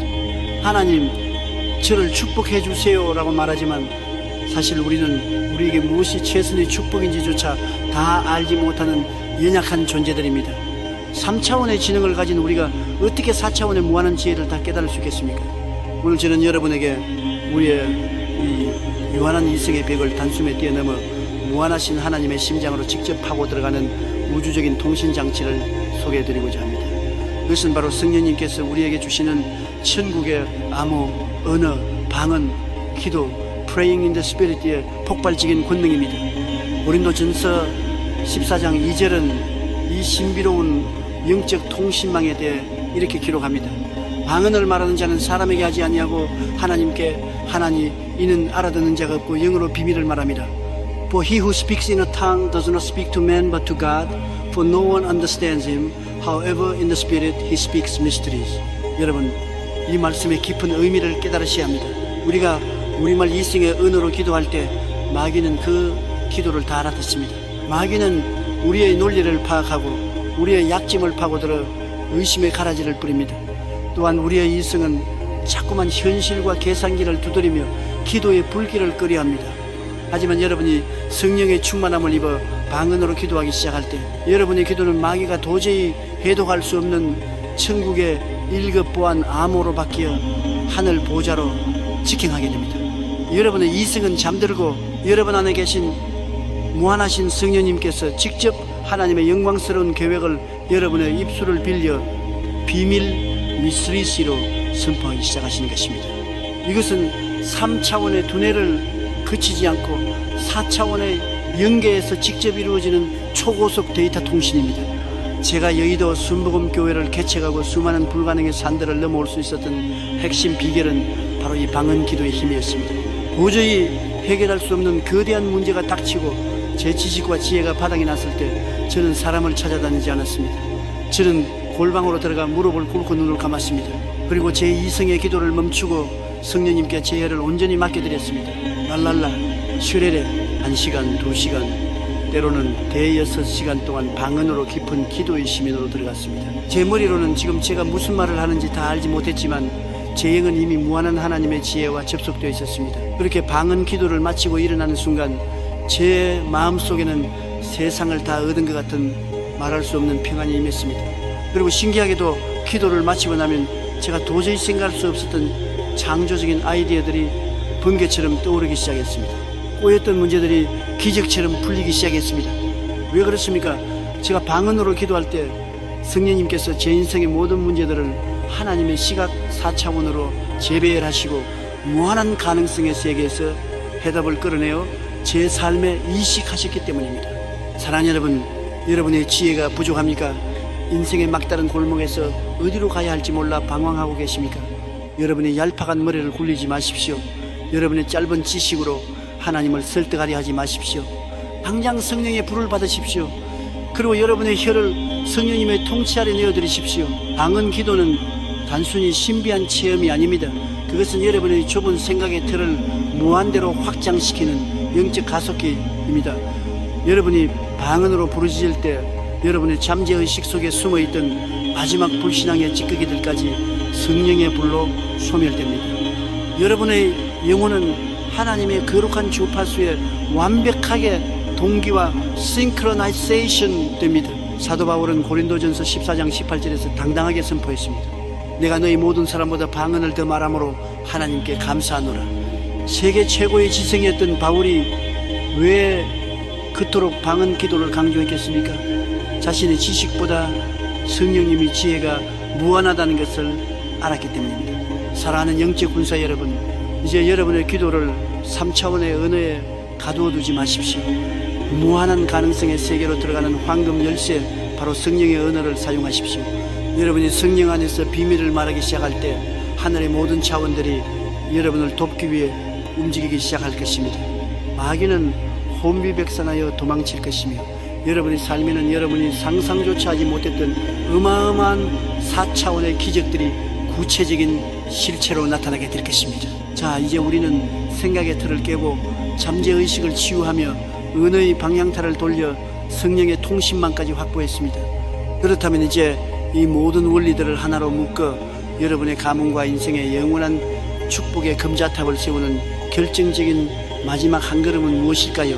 이어지는 제육장에서는 우리의 기적을 완성하고 확정짓는 꿈의 시각화와 기적의 산달에 대해 그 장엄한 마무리를 향해 나아가겠습니다. 여러분의 인생의 태양이 떠오르고 있습니다. 전진하십시오. 할렐루야. 사랑하는 위대한 4차원의 정복자 여러분, 우리는 지난 5장의 시간들을 통해 이성의 벽을 허물고 성령의 비밀스러운 은혜인 방언 기도를 통해 하늘의 무한한 통신망을 확보했습니다. 이제 여러분의 영혼은 하나님의 거룩한 에너지가 꽉 차있는 폭발 직전의 거대한 발전소와 같습니다. 그런데 여기서 여러분은 아주 중요한 영적 질문 하나를 마주하게 됩니다. 목사님, 제 안에는 이제 무한한 확신이 가득합니다. 생각의 틀도 깨졌고 입술로도 선포했습니다. 그런데 왜 제 눈앞에 현실 3차원은 아직도 그대로입니까? 언제쯤 이 내면의 가능성이 눈에 보이는 기적으로 나타나는 것입니까? 사랑하는 여러분, 오늘 저는 여러분의 기적을 완성시키는 마지막 퍼즐 조각이자 4차원의 영성이 3차원의 물질 세계를 뚫고 나오는 거룩한 원리인 잉태와 해산의 법칙, The Law of Incubation에 대해 말씀드리고자 합니다. 하나님의 창조는 결코 우연히 일어나는 법이 없습니다. 창세기 1장 2절을 보면 천지 창조의 그 장엄한 시작점에 대해 이렇게 기록하고 있습니다. 이 퉁사하고 쿵사하다 예툼 이둠 음미에 있고 하나이니 영수면 예인사하 시니라. The Spirit of God was hovering over the face of the waters. 여기서 운행하신이라는 히브리어 원어 라합버는 단순히 움직인다는 뜻이 아닙니다. 이것은 어미새가 알을 품어 부화시키기 위해 자신의 가슴으로 알을 따뜻하게 덮고 생명의 온기를 불어넣는 잉태의 행위를 뜻합니다. 흑암과 혼돈뿐이었던 우주에 하나님의 기적이 나타나기 전 성령님께서는 마치 암탉이 알을 품듯이 온 우주를 가슴에 품고 잉태하고 계셨던 것입니다. 이 잉태의 과정이 끝났을 때 비로소 빛이 있으라 는 말씀 한마디에 우주가 창조되었습니다. 여러분의 인생에 나타날 무한한 가능성 역시 마찬가지입니다. 기적은 단숨에 일어나는 것 같지만 영적인 세계에서는 여러분이 꿈과 환상이라는 알을 성령님께서 품어주시는 잉태의 시간이 반드시 필요합니다. 여러분, 달걀을 생각해 보십시오. 겉으로 보기에는 그저 딱딱한 껍데기일 뿐입니다. 하지만 어미닭이 그 알을 품고 21일 동안 체온을 전달하면 그 안에서 보이지 않는 생명의 신비가 꿈틀거리기 시작합니다. 뼈가 생기고 심장이 뛰고 날개가 만들어집니다. 21일이 되기 전까지 그 모습은 아무런 변화가 없습니다. 하지만 21일이 차는 그 순간 껍데기를 깨고 살아있는 병아리가 세상 밖으로 튀어나옵니다. 많은 성도들이 이 21일의 잉태기간을 견디지 못하고 기적을 유산시키고 맙니다. 기도한 지 일주일이 되었는데 아무 일도 일어나지 않는다고 해서 에이, 안 되나 보라며 알을 내팽개쳐버립니다. 차가운 바닥에 내동댕이 쳐진 알은 결국 생명을 잃고 썩어버립니다. 기적의 유산입니다. 사랑하는 여러분, 여러분의 생각에 틀을 깨고 품은 그 무한한 꿈이 있습니까? 비록 눈에는 아무 증거 안 보이고 귀에는 아무 소리 안 들리고 손에는 잡히는 것 없을지라도 여러분은 지금 성령님의 가슴 속에서 기적을 잉태하고 있다는 사실을 단 1초도 의심하지 마십시오. 여러분의 마음을 4차원의 거룩한 인큐베이터로 만드십시오. 눈을 감으면 이미 이루어진 기적의 모습이 사진처럼, 아니 영화처럼 생생하게 상영되어야 합니다. 이미 건강해진 당신이 산을 뛰어오르는 모습, 이미 부유해진 당신이 가난한 자들을 돕는 모습, 이미 회복된 당신의 가정이 웃음꽃을 피우는 그 환상을 끊임없이 마음의 가슴으로 품고 따뜻하게 태우십시오. 성령님은 여러분이 품고 있는 그 그림 위에 덮이십니다. 여러분이 죽음과 절망의 그림을 품으면 성령님은 일하실 수 없지만 여러분이 무한한 가능성과 승리의 그림을 품고 주님 감사합니다, 이미 이루어졌습니다라고 감사의 온기를 불어넣으면 성령님은 그 그림을 재료 삼아 3차원의 현실 세계의 기적의 실체를 만들어내십니다. 이제 여러분의 영혼에 선포하십시오. 나는 지금 기적을 임신 중이다. 내 안에서 하나님의 위대한 가능성이 자라나고 있다. 세상의 환경이 나를 속일지라도 내 안의 생명은 멈추지 않는다. 해산의 때가 이르면 온 천하가 깜짝 놀랄 하나님의 영광이 내 삶을 통해 터져 나올 것이다. 무한한 가능성의 세계로의 초대는 이제 끝났습니다. 이제는 여러분이 그 주인공으로 살아갈 시간입니다. 생각의 틀을 깬 여러분의 앞길에는 이제 홍해가 갈라지고 여리고 성이 무너지는 기적만이 기다리고 있습니다. 여러분은 결코 혼자가 아닙니다. 무한하신 하나님이 여러분과 함께 하십니다. 자, 이제 기적의 해산을 향해 당당하게 걸어나가십시오. 여러분의 믿음대로 될지어다. 여러분의 꿈대로 될지어다. 무한한 가능성의 주인공이 된 여러분을 축복합니다. 할렐루야. 끝까지 승리하십시오. 사랑하는 위대한 4차원의 기적 창조자 여러분, 우리는 지난 6장의 시간을 통해 하나님의 무한한 가능성을 마음속에 잉태하고 기적이 3차원의 현실로 부화할 때까지 절대 포기하지 않고 품어내는 잉태와 해산의 법칙에 대해 깊이 나누었습니다. 여러분의 가슴 속에는 지금 성령님의 따뜻한 온기로 데워지고 있는 거룩한 기적의 알이 숨쉬고 있습니다. 그런데 여러분, 우리가 이 기적의 알을 품고 미래를 향해 힘차게 나아가려 할 때 우리의 발목을 뒤에서 강하게 잡아당기는 아주 끔찍하고도 지독한 영적 세력이 하나 있습니다. 마귀는 우리가 앞을 향해 전진하는 것을 막기 위해 우리 앞길에 장애물을 설치하기도 하지만 그보다 훨씬 더 치명적이고 악랄하게 사용하는 전술이 있습니다. 그것은 바로 우리로 하여금 자꾸만 고개를 돌려 뒤를 돌아보게 만드는 것입니다. 무한한 가능성의 세계 4차원의 영광스러운 미래로 들어가기 위해 우리가 오늘 반드시 기필코 쳐서 부수어야 할 마지막 장애물은 바로 과거라는 이름이 쇠사슬입니다. 사람들은 저마다 무거운 과거의 짐을 등에 짊어지고 살아갑니다. 어떤 사람은 뼈아픈 실패와 파산의 과거를 짊어지고 있습니다. 내가 10년 전 그 사람은 망하지 않았어도, 내가 그 사람에게 사기만 당하지 않았어도라며 매일 과거의 무덤을 파헤치며 눈물을 흘립니다. 어떤 사람은 끔찍한 상처와 학대의 과거에 묶여 있습니다. 우리 부모님이 나를 그렇게 때리지만 않았어도, 내 전 남편이 나를 그렇게 비참하게 버리지만 않았어도라며 과거의 상실감에 갇혀 있습니다. 심지어 어떤 사람은 영광스러웠던 과거의 성공에 갇혀 있기도 합니다. 내가 왕년에는 잘 나갔는데 내가 옛날에는 이런 대우를 받던 사람이 아닌데 라며 현실을 비관합니다. 여러분, 과거가 슬프든 기쁘든 과거의 실패에 묶여있든 과거의 영광에 묶여있든 상관없습니다. 여러분의 시선이 지금 여러분의 등 뒤 과거를 향해 고정되어 있는 한 여러분은 단 한 발자국도 무한한 가능성의 미래로 나아갈 수 없습니다.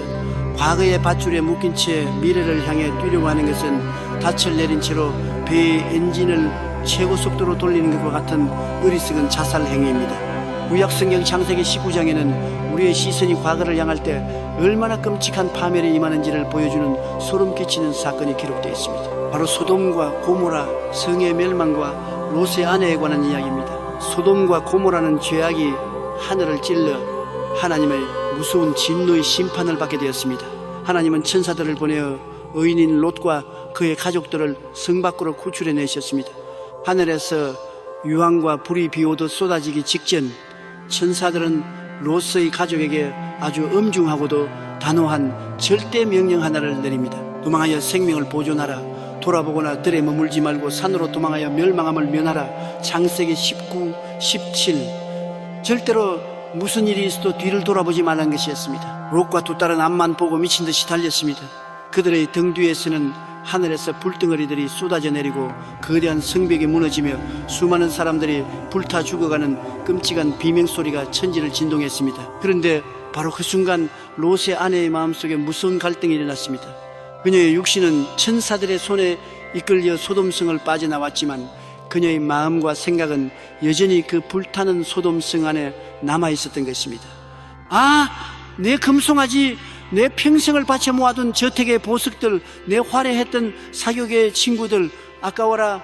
저 재산들을 두고 내가 어떻게 떠난단 말인가. 롯의 아내는 천사의 준엄한 경고를 무시하고 결국 가던 길을 멈춘 채 고개를 돌려 활활 타오르는 소돔성, 즉 자신의 과거를 돌아보고 말았습니다. 그 순간 어떤 끔찍한 일이 벌어졌습니까? 창세기 19장 11절은 단 한 줄로 그 참혹한 결말을 선언합니다. 롯의 아내는 뒤를 돌아보았으므로 소금 기둥이 되었더라.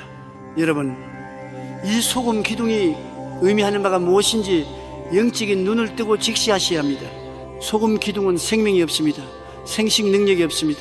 앞으로 나아갈 발도 없고 미래를 향해 뻗을 손도 없습니다. 그저 과거를 바라본 채로 영원히 박제되어버린, 딱딱하게 굳어버린 죽음과 정체의 상징입니다. 오늘날 교회 안에도 롯의 아내처럼 영적인 소금 기둥이 되어버린 성도들이 얼마나 많은지 모릅니다. 그들은 예수 그리스도의 보혈로 구원을 받고 지옥이라는 소돔성을 빠져나왔습니다. 입술로는 천국을 향해 간다고 찬양합니다. 그러나 그들의 생각과 마음은 10년 전, 20년 전 자신에게 상처를 주었던 사람에 대한 분노, 망해버린 사업에 대한 미련, 과거의 부끄러운 죄책감이라는 소돔성을 향해 고개를 휙 돌리고 있습니다. 몸은 2022년 오늘을 살고 있는데 생각과 감정은 1999년의 그 상처받은 밤에 멈춰서 있는 것입니다. 여러분, 과거의 상처를 파먹으며 사는 사람은 결국 영혼이 굳어버려 소금 기둥이 됩니다. 소금 기둥이 된 영혼은 성령의 불이 임해도 뜨거움을 느끼지 못하고 기적의 비가 내려도 싹을 틔우지 못합니다. 무한한 가능성은 오직 앞을 향해 나가는 산자들의 것이지 과거를 돌아보는 소금 기둥들의 것이 아닙니다. 신약시대의 가장 위대한 영적 거인 사도 바울을 보십시오. 그가 어떻게 그토록 무한한 가능성을 폭발시키며 신약 성경의 절반을 기록하는 위대한 사도가 될 수 있었습니까? 바울에게는 상처와 실패의 과거가 없었습니까? 아닙니다. 바울의 과거는 롯의 아내보다 훨씬 더 끔찍하고 잔혹했습니다.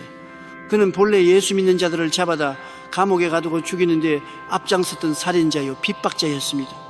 최초의 순교자 스데반이 돌에 맞아 피를 흘리며 죽어갈 때 바울은 그 옆에서 찬성표를 던지며 비웃었던 자였습니다.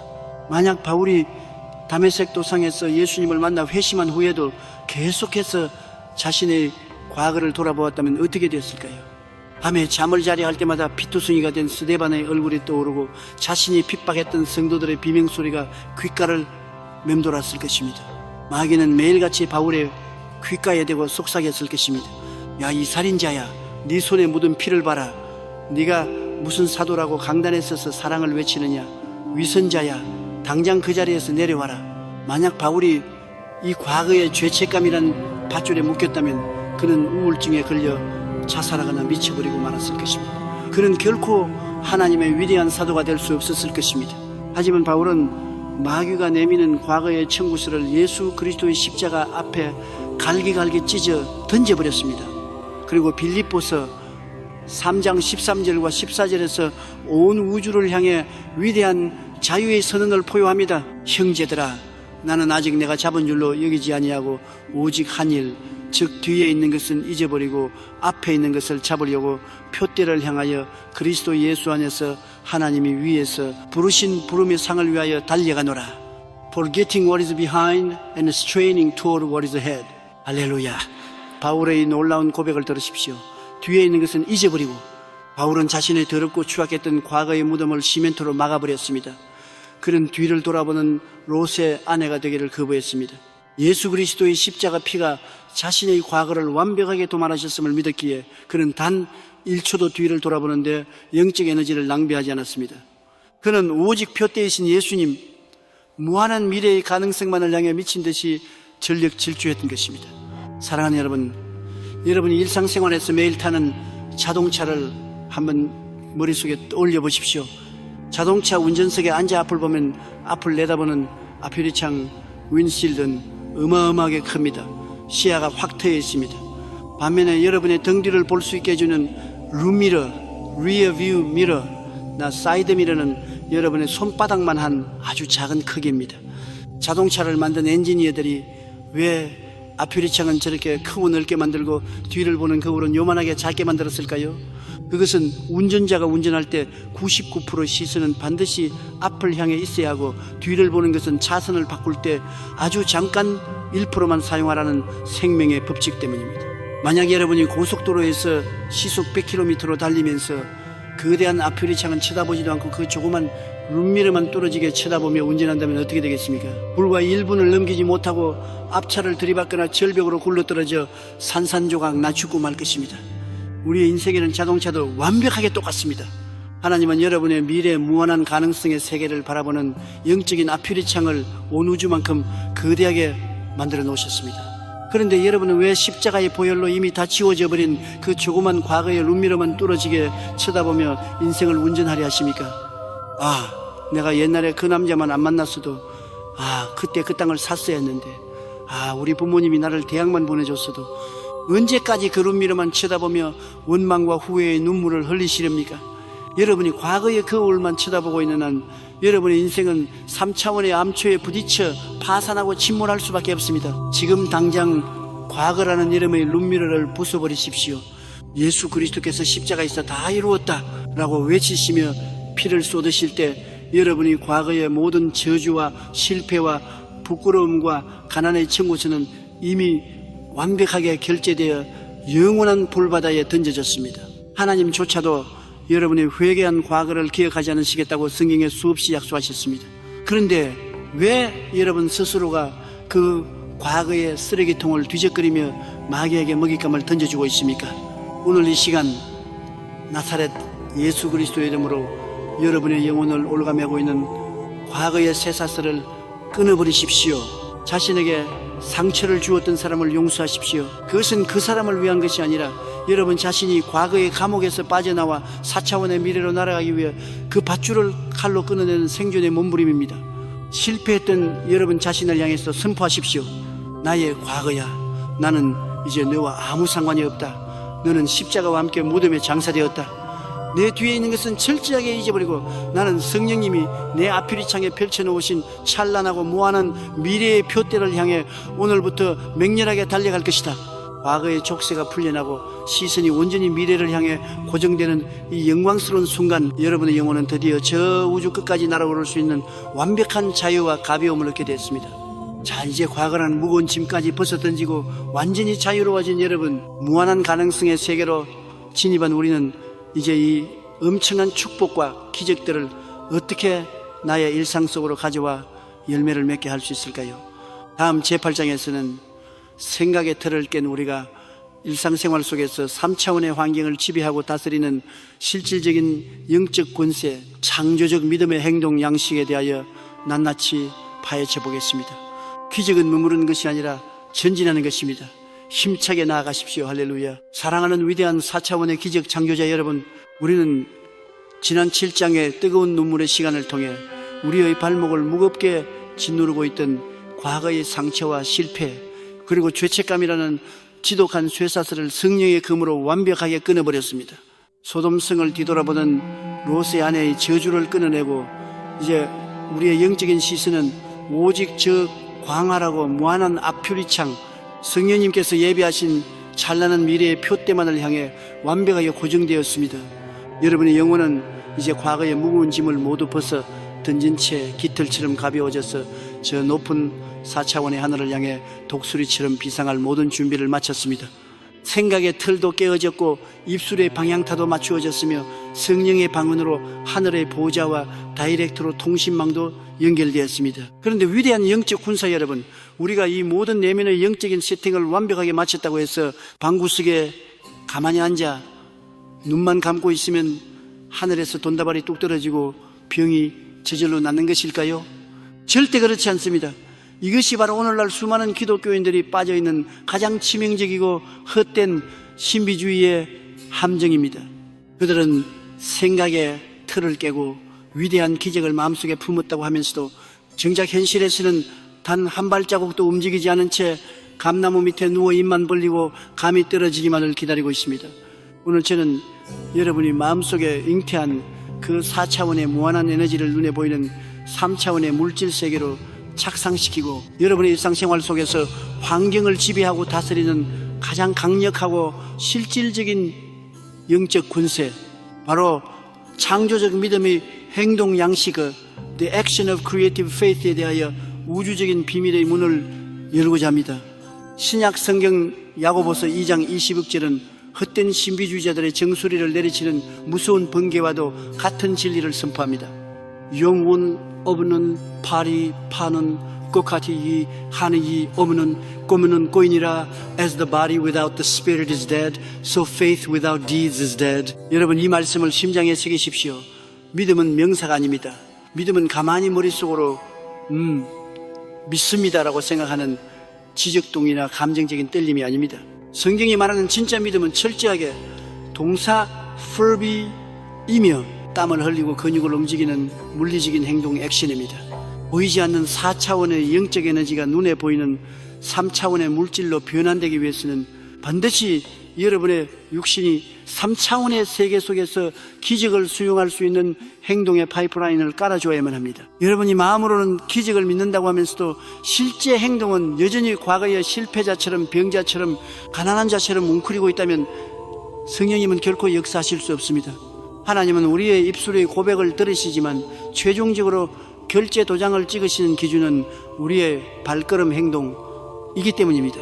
이 위대한 창조적 행동의 원리를 가장 극적이고 소름 끼치게 보여주는 사건이 바로 신약 성경 마태복음 14장에 기록된 물 위를 걷는 베드로의 기적입니다. 칠흑같이 어두운 밤 갈릴리 바다 한가운데서 제자들이 담배가 미친 듯이 몰아치는 광풍과 집채만 한 파도에 뒤집히기 일보 직전이었습니다. 제자들은 공포에 질려 비명을 지르고 있었습니다. 그때 예수님께서 그 흉흉하는 파도를 평기처럼 밟고 뚜벅뚜벅 걸어오셨습니다. 이 충격적인 4차원의 기적 앞에서 베드로의 뇌리를 꽉 쥐고 있던 3차원의 이성, 즉 사람은 물에 빠진다는 생각에 틀이 박살나기 시작했습니다. 베드로는 소리쳤습니다. 주여, 만일 주님이시거든 나를 명하사 물 위로 오라 하소서. 예수님은 단 한마디 우주를 창조하신 짧고 강력한 레마의 말씀을 던지셨습니다. 오라, 감. 자, 여러분, 이 숨 막히는 찰나의 순간을 상상해 보십시오. 베드로는 예수님의 오라는 말씀을 들었습니다. 생각의 틀도 깨졌습니다. 아, 예수님이 오라고 하셨으니 나도 저 파도를 밟고 걸을 수 있겠구나 라는 믿음이 그의 마음속에 잉태되었습니다. 하지만 여러분, 베드로가 배 안에서 밧줄을 꽉 붙잡고 웅크린 채로 아멘, 주님, 제가 물 위를 걸을 수 있을 줄 믿습니다, 할렐루야 라고 소리만 질렀다면 기적이 일어났을까요? 그가 1000번 만번 믿습니다 라고 외쳤다 한들 그가 배 안에 머물러 있는 한 그는 단 1mm도 물 위를 걸을 수 없었을 것입니다. 기적이 폭발한 진짜 이유는 베드로가 안전지대인 배 밖으로 자신의 두 발을 허공을 향해 내딛는 물리적인 행동 액션을 감행했기 때문입니다.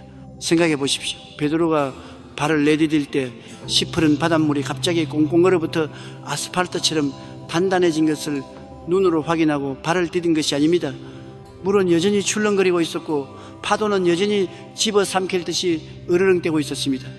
하지만 베드로가 하나님의 말씀 오라에 자신의 목숨을 걸고 3차원의 상식을 거스르며 발바닥을 바닷물 표면에 가져다 대는 그 찰나의 순간 4차원의 무한한 성령의 에너지가 베드로의 발바닥 밑으로 번개처럼 쏟아져 들어와 출렁이는 물분자들을 강철보다 더 단단하게 응집시켜 베드로의 체중을 떠받쳐버린 것입니다. 할렐루야. 기적은 환경이 완벽하게 갖추어졌을 때 일어나는 것이 아닙니다. 기적은 여러분이 환경을 무시하고 믿음의 발걸음을 내디딜 때 여러분의 발바닥 밑에서부터 창조되는 것입니다. 요단강이 언제 갈라졌습니까? 물이 마른 뒤에 제사장들이 걷는 것이 아닙니다. 시퍼렇게 넘실대는 요단강 물속으로 제사장들이 법궤를 메고 발을 담그는 행동을 했을 때 비로소 위에서부터 흐르던 물이 끊어지고 강바닥이 말라버린 것입니다. 사랑하는 영적 군사 여러분, 저는 오늘 여러분에게 강력하게 묻습니다. 지금 여러분이 죽어라 붙잡고 있는, 여러분을 3차원의 한계 속에 가두고 있는 그 알량하고 낡아빠진 배보따는 무엇입니까? 그 배는 여러분의 알량한 통장 잔고일 수도 있고, 병원의 진단서일 수도 있고, 실패를 두려워하는 여러분의 이성적인 계산기일 수도 있습니다. 물이 여러분은 증거를 보여주시면 그때 제가 발을 내딛겠습니다 라고 하나님과 거래하려 하지 마십시오. 하나님은 여러분에게 먼저 배 밖으로 발을 내밀라, 그러면 내가 기적의 땅을 만들어주겠다라고 명령하십니다. 그렇다면 이 무한한 가능성의 세계로 발을 내딛는 창조적 믿음의 행동을 우리의 일상생활에서 도대체 어떻게 구체적으로 실천해야 할까요? 저는 이것을 마친 것처럼 ASIP, 행동하는 영적인 선불 결제라고 부릅니다. 여러분이 병상에 누워 암세포가 떠나가기를 기도했습니까? 예수의 이름으로 치유를 선포했습니까? 그렇다면 기도를 마치고 나서 다시 아이고 죽겠네, 여기도 쑤시고 저기도 아프네라며 환자처럼 앓는 소리를 내고 환자복을 입은 채로 우울하게 누워있지 마십시오. 그것은 여러분이 스스로 기적을 취소하는 행동입니다. 치유의 기도를 드렸다면 비록 육신은 아직 고통으로 덜덜 떨릴지라도 마치 이미 완벽하게 난 사람인 것처럼 As if I am healed 행동하십시오. 자리에서 억지로라도 일어나십시오. 환자복을 벗어던지고 가장 아름답고 깨끗한 옷으로 갈아입으십시오. 거울을 보며 창백한 얼굴에 화장을 하고 머리에 젤을 발라 단정하게 빗어 넘기십시오. 그리고 아직 다리에 힘이 없어도 건강한 사람처럼 당당하게 어깨를 쫙 펴고 거실을 걸어다니며 찬양하십시오. 하나님, 내 몸의 통증은 마귀가 주는 가짜 감각에 불과합니다. 영적인 세계에서 나는 이미 예수의 채찍에 맞음으로 완벽하게 나았습니다. 나에게 튼튼한 두 다리와 맑은 폐를 주시니 감사합니다. 여러분의 이 미친 것 같은 믿음의 행동을 마귀가 볼 때 기겁을 하고 도망칩니다. 성령님은 그 행동을 보시고 즉각적으로 3차원의 세포들을 4차원의 건강으로 재조립하기 시작하십니다. 수십억의 빚에 쪼들려 부도 위기에 처한 사업가, 여러분 기도로 구체적인 빚의 액수를 선포하고 성령의 인침을 받았습니까? 그렇다면 사무실에 앉아 머리를 쥐어뜯으며 한숨 쉬고 직원들 앞에서 세상에 무너진 것처럼 죽상을 하고 있지 마십시오. 그것은 하나님을 못 믿겠다는 3차원의 패배주의적 행동입니다. 당장 세수를 하고 가장 좋은 넥타이를 매십시오. 그리고 마치 수백억의 계약을 방금 체결하고 돌아온 세계적인 기업의 회장인 것처럼 As if I am a billionaire, 당당하게 미소를 지으며 걸으십시오. 사무실 한가운데 서서 직원들에게 긍정의 에너지를 뿜어내십시오. 여러분, 우리 회사는 망하지 않습니다. 하나님께서 지금 우리를 위해 어마어마한 축복의 파이프라인을 뚫고 계십니다. 내일 당장 결제할 돈이 없어도 걱정하지 마십시오. 창조주가 우리 회사의 진짜 회장님이십니다. 여러분이 이렇게 환경을 비웃으며 당당하게 4차원의 제왕처럼 행동할 때 보이지 않는 영계에서는 이미 거대한 천군 천사들이 동원되어 여러분의 사업장에 필요한 물질의 통로를 열어젖히기 위해 미친듯이 일하기 시작합니다. 제가 목회 초창기 지독한 가난 속에 천막 교회를 하던 시절이었습니다. 먹을 쌀조차 없어서 맹물로 배를 채울 때도 많았습니다. 하지만 저는 동네를 걸어다닐 때 결코 어깨를 움츠리거나 가난한 전도사처럼 불쌍한 표정을 짓지 않았습니다. 저는 낡은 구두를 반짝반짝하게 닦아 신고 비록 옷은 흐름에도 가슴을 활짝 펴고 마치 수십만 명의 성도를 거느린 세계 최대 교회의 총회장인 것처럼 위풍당당하게 걸어다녔습니다. 제가 골목을 누비며 속으로 외쳤던 소리가 무엇인지 아십니까? 비켜라! 전 세계를 호령하는 하나님의 위대한 종이 나가신다. 이 동네의 모든 마귀들아, 짐 싸서 도망가라. 사람들은 저를 보고 저 가난한 전도사가 드디어 미쳤구나라고 손가락질했습니다. 하지만 저는 사람들의 시선 따위는 신경 쓰지 않았습니다. 저는 미친 것이 아니라 4차원의 렌즈를 끼고 영적인 선불 결제를 하며 기적의 리허설을 하고 있었던 것입니다. 그리고 수십 년이 지난 지금 제가 행동으로 연기했던 그 모든 마치 인 것처럼의 리허설은 단 하나도 빠짐없이 3차원의 현실 속에서 완벽한 실체로 나타났습니다. 할렐루야. 사랑하는 4차원의 기적 창조자 여러분, 기적을 기다리지 마십시오. 여러분이 기적을 향해 걸어 들어가야 합니다. 오늘 당장 여러분의 삶의 현장을 4차원의 위대한 연극 무대로 바꾸십시오. 하나님이 여러분의 감독이십니다. 여러분은 이 무대의 주인공입니다. 배우가 슬픈 연기를 하면은 몸에서 슬픈 호르몬이 나오고 눈물이 흐릅니다. 여러분이 기쁨과 승리와 부요함의 연기를 완벽하게 해낼 때 여러분의 몸과 주변 환경은 그 연기를 진짜로 착각하고 3차원의 기적을 생산해내기 시작합니다. 여러분은 메뚜기가 아닙니다. 여러분은 지질한 패배자가 아닙니다. 여러분은 우주를 통치하시는 왕의 자녀들입니다. 오늘부터 왕처럼 말하고 왕처럼 걷고 왕처럼 밥을 먹고 왕처럼 당당하게 환경을 호령하십시오. 자, 이제 생각의 틀을 깨고 입술을 열어 선포하며 마침내 물리적인 행동으로 환경까지 지배하게 된 여러분, 우리는 이제 기적을 창조하는 모든 준비를 마쳤습니다. 하지만 이 엄청난 기적의 불씨가 우리 당대에서 끝나지 않고 우리의 자녀와 수천 대에 이르기까지 폭포수처럼 흘러가게 만드는 영원한 우주의 법칙이 하나 남아 있습니다. 이어지는 제구장에서는 무한한 가능성의 세계를 유지하고 증폭시키는 절대적인 영계의 경제 법칙, 심음과 거둠의 원리와 희생의 씨앗에 대하여 아주 깊고도 장엄한 비밀의 문을 열겠습니다. 여러분의 지경이 온 세계로 확장될 것입니다. 전진하십시오. 할렐루야. 사랑하는 위대한 4차원의 기적 창조자 여러분, 우리는 지난 시간들을 통해 과거의 쇠사슬을 끊어내고 배 밖으로 발을 내딛는 창조적 믿음의 행동을 통해 3차원의 환경을 지배하는 위대한 영적 권세의 자리에까지 올랐습니다. 여러분의 생각의 그릇은 이제 우주를 품을 만큼 무한대로 커졌고 여러분의 입술과 행동은 기적을 부활시키는 완벽한 인큐베이터가 되었습니다. 그런데 여러분, 우리가 이 무한한 가능성의 세계, 이 4차원의 영광스러운 차원에 영원히 머무르며 그 축복을 우리 당대뿐만 아니라 자자손손 수천 대에 이르기까지 폭포수처럼 흘러가게 만들기 위해서는 반드시 통과해야 할 우주적인 절대 법칙이 하나 있습니다. 우리의 생각을 가두고 있는 수많은 3차원의 틀 중에서 인간의 뼛속 가장 깊은 곳에 찰그머리처럼 들러붙어 있는 가장 이기적이고 지독한 생각의 틀, 바로 결핍의 두려움, fear of scarcity, 과음표짐의 콤플렉스를 완전히 박살내는 위대한 영적 경제 법칙, 바로 아스테리스크 운임포 고에 비 the law of sowing and reaping. 아스테리스크입니다. 3차원의 물질 세계를 살아가는 인간의 타락한 이성은 우리에게 끊임없이 이렇게 속삭입니다. 세상의 자원은 한정되어 있다. 네가 남에게 주면 그만큼 네 몫은 줄어든다. 네가 살려면 무조건 움켜쥐어야 한다. 절대 남에게 빼앗기지 마라. 네 코가 석잔데 누구를 돕는단 말이냐. 꽉 쥐고 있으라. 이것이 세상의 경제학입니다. 하지만 하나님의 4차원 경제학은 세상의 경제학과 완벽하게 180도 정반대로 작동합니다. 신약 성경 갈라디아서 6장 7절은 온 우주를 관통하는 하나님의 절대적인 경제 헌법을 이렇게 선언합니다. 스스로 수이지 마라 하나니는 신요키누를 파지 아니하시나니 사람이 오르노 첸치 그대로 고투리라.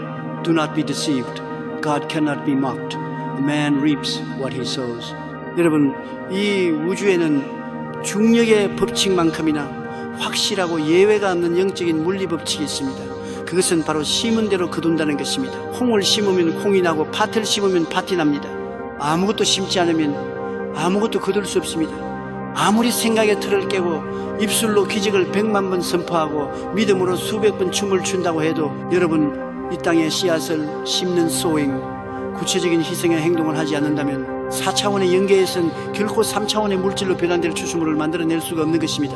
한 가난한 농부의 이야기를 머릿속에 그려보십시오. 지독한 흉년이 들어서 온 가족이 굶어 죽을 위기에 처했습니다.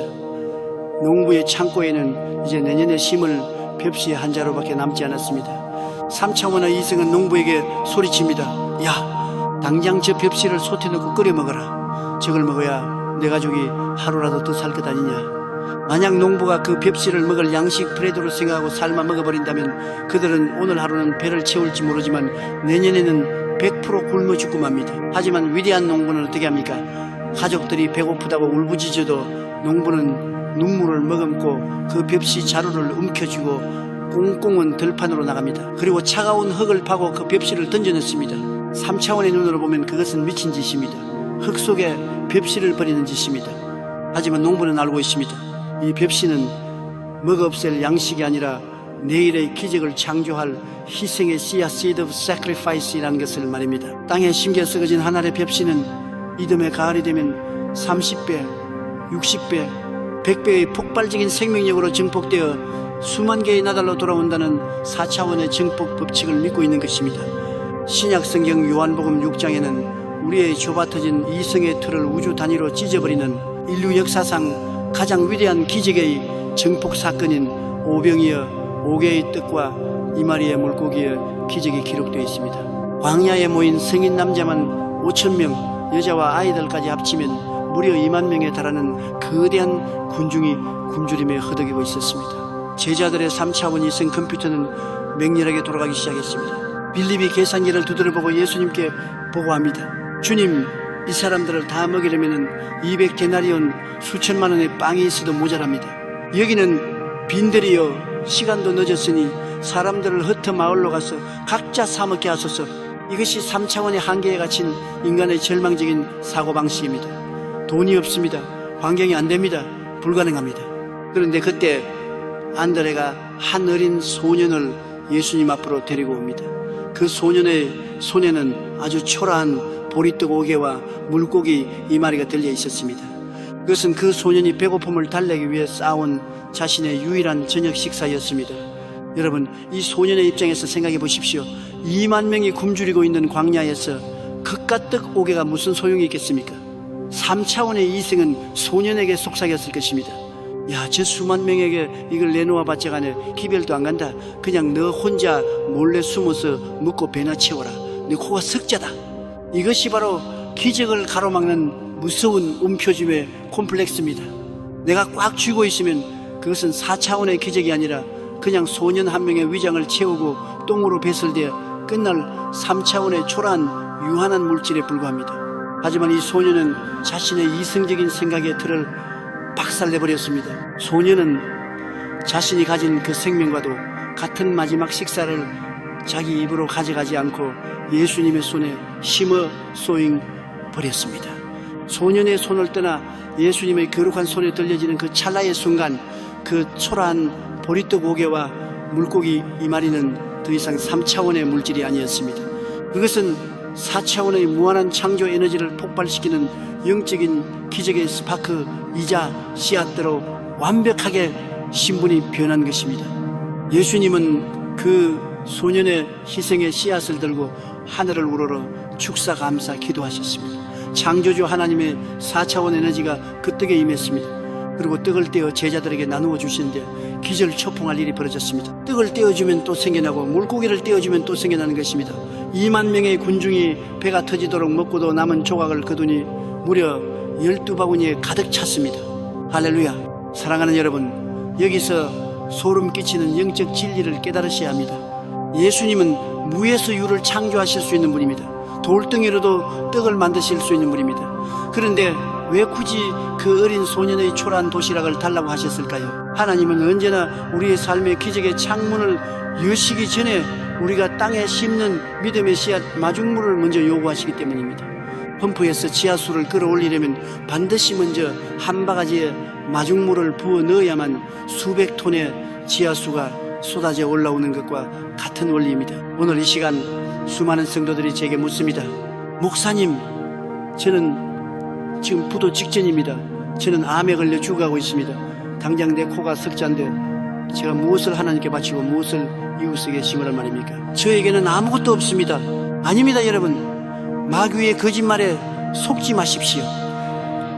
여러분의 손에는 반드시 하나님께서 남겨두신 보리떡 5개와 물고기 2마리가 있습니다. 여러분이 지금 물질적으로 철저하게 파산하여 11조를 낼 돈도 이웃을 구제할 단돈 1,000원도 없습니까? 그렇다면 여러분이 가진 가장 귀한 시간의 씨앗을 심으십시오. 남들이 잠든 새벽에 깨어 눈물로 철야를 하며 기도의 씨앗을 하나님께 심으십시오. 나보다 더 고통받는 병든 이웃을 위해 땀 흘려 봉사하고 중보기도의 씨앗을 심으십시오. 여러분이 온몸이 병들어 손가락 하나 움직일 힘조차 없습니까? 그렇다면 여러분의 얼굴에 환한 미소를 띠고 여러분을 간호하는 가족들에게 감사와 사랑의 은혜라는 씨앗을 심으십시오. 나에게 평생 씻을 수 없는 상처를 준 원수를 향해 십자가의 피를 의지하여 용서의 씨앗들을 심으십시오. 성경 창세기 26장 12절을 보면 이삭이 살던 땅에 지독한 흉년이 들었을 때 그가 어떻게 했는지가 기록되어 있습니다. 이삭이 그 땅에서 농사하여 그 해에 100배나 얻었고 여호와께서 복을 주심으로, 여러분, 흉년에 농사를 지으면 망하는 것이 3차원의 상식입니다. 비가 안 오는데 씨를 뿌리는 것은 바보짓입니다. 하지만 이삭은 흉년 절망의 환경을 두려워하지 않고 믿음으로 땅에 씨를 심었습니다. 그가 환경을 초월하여 씨를 심었을 때 하나님은 4차원의 문을 여시고 그 흉년의 땅에서 남들보다 100배의 기적적인 추수를 거두게 하셨습니다. 가장 심기 힘들 때 심는 씨앗이 가장 강력한 폭발력을 가진 기적의 원자폭탄이 됩니다. 여러분의 주먹이 꽉 쥐어져 있으면 하나님은 여러분의 손에 금덩어리를 쥐어주실 수가 없습니다. 움켜쥔 주먹을 펴야만 새로운 축복을 받을 수 있습니다. 내가 가진 것을 내어놓고 이웃을 향해, 하나님을 향해 손바닥을 쫙 펼치십시오. 제가 여의도 순복음교회를 세워갈 때 교회는 빚더미에 앉아 있었고 성도들은 가난한 판자촌의 주민들이었습니다. 헌금을 낼 돈이 없어 눈물을 흘리며 노수저를 가져오고 머리카락을 잘라 팔아서 가져온 분들도 있었습니다. 하지만 저는 그 가난한 성도들에게 여러분 가난하니까 헌금하지 마십시오라고 말하지 않았습니다. 오히려 강단에서 피를 토하며 외쳤습니다. 여러분, 가난의 저주를 끊고 무한한 축복의 세계로 들어가려면 오늘 여러분의 그 마지막 눈물의 보리떡을 하나님께 심으십시오. 움켜쥐고 있으면 영원히 굶어 죽지만 십자가 앞에 심으면 하나님이 30배, 60배, 100배로 갚아주실 것입니다. 그 가난한 성도들이 눈물로 심은 그 노수조와 동전 한 잎이 기적의 씨앗이 되어 오늘날 전 세계에 선교사를 파송하고 고아와 과부를 먹여 살리는 세계 최대의 교회를 창조해낸 것입니다.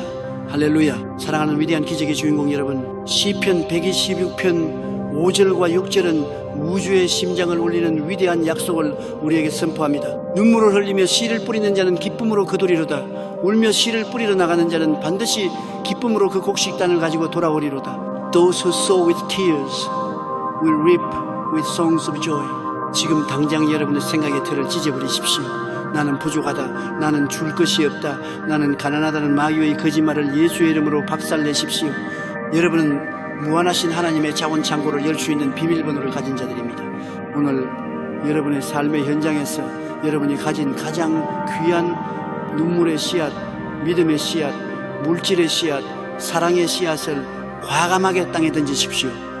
여러분이 두려움을 이기고 움켜쥔 손을 펴는 바로 그 순간 4차원의 영적 세계에서는 거대한 추수의 천사들이 낯을 들고 여러분의 삶의 밭을 향해 전속력으로 달려오기 시작할 것입니다.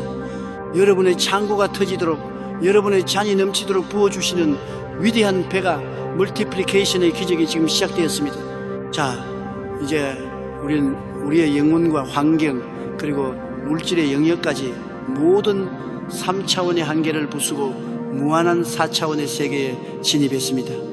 그렇다면 이토록 완벽하게 세팅된 기적의 밥상 위에 캄캄한 절망의 한가운데서도 하나님의 보좌를 움직여 당장 불을 떨어뜨리게 만드는 최후의 영적 다이너마이트는 과연 무엇일까요? 이어지는 제10장에서는 불가능의 감옥문을 산산조각 내고 마귀의 뼈통을 부숴버리는 가장 공격적이고 파괴적인 영적 무기, 절대 감사의 법칙과 한밤중의 찬양에 대하여 우주적인 비밀의 문을 활짝 열어 제치겠습니다. 여러분의 입술이 하늘을 가르는 벼락이 될 것입니다. 승리의 고지를 향해 폭풍처럼 전진하십시오. 할렐루야.